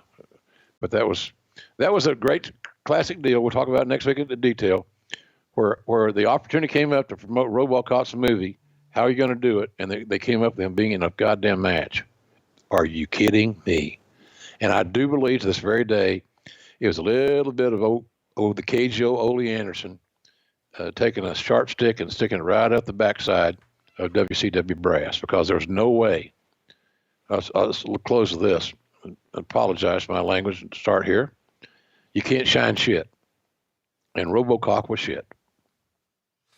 It was shit. But what's not shit is what's going down this weekend at MGM Grand Garden Arena. Of course, everybody saw the big news that was announced last week. AEW is going to be on TNT. We're not going to talk about the current stuff too much, but we are going to talk about the fact that, by God, Jim Ross is calling a live pay-per-view, and you can watch it on your local cable system or ITV or BR Live. Are you excited about Double or Nothing, Jim? This is the moment a lot of people have been waiting for, yourself included. Absolutely. Sorry, Conrad. Absolutely. I'm very excited. And rightfully so. I mean, look, WWE kind of, they took great care of me for 26 years. I'm proud of my tenure there. and our accomplishments and what we built and how we worked through a lot of these issues that we're talking about here on the show. But the fact that I was not utilized but 2 times in 2018 kind of gave me even a dumbass Okie like me can figure out they're kind of done with you. If they're not done with you, then why can't all the stuff going on the network here, there, and yonder, are you not working? Well, they didn't want to use me. That's it. That's their prerogative. Now I never missed a check. Got paid every week. Made a lot of money. Worked twice. But I didn't want to get out of the game.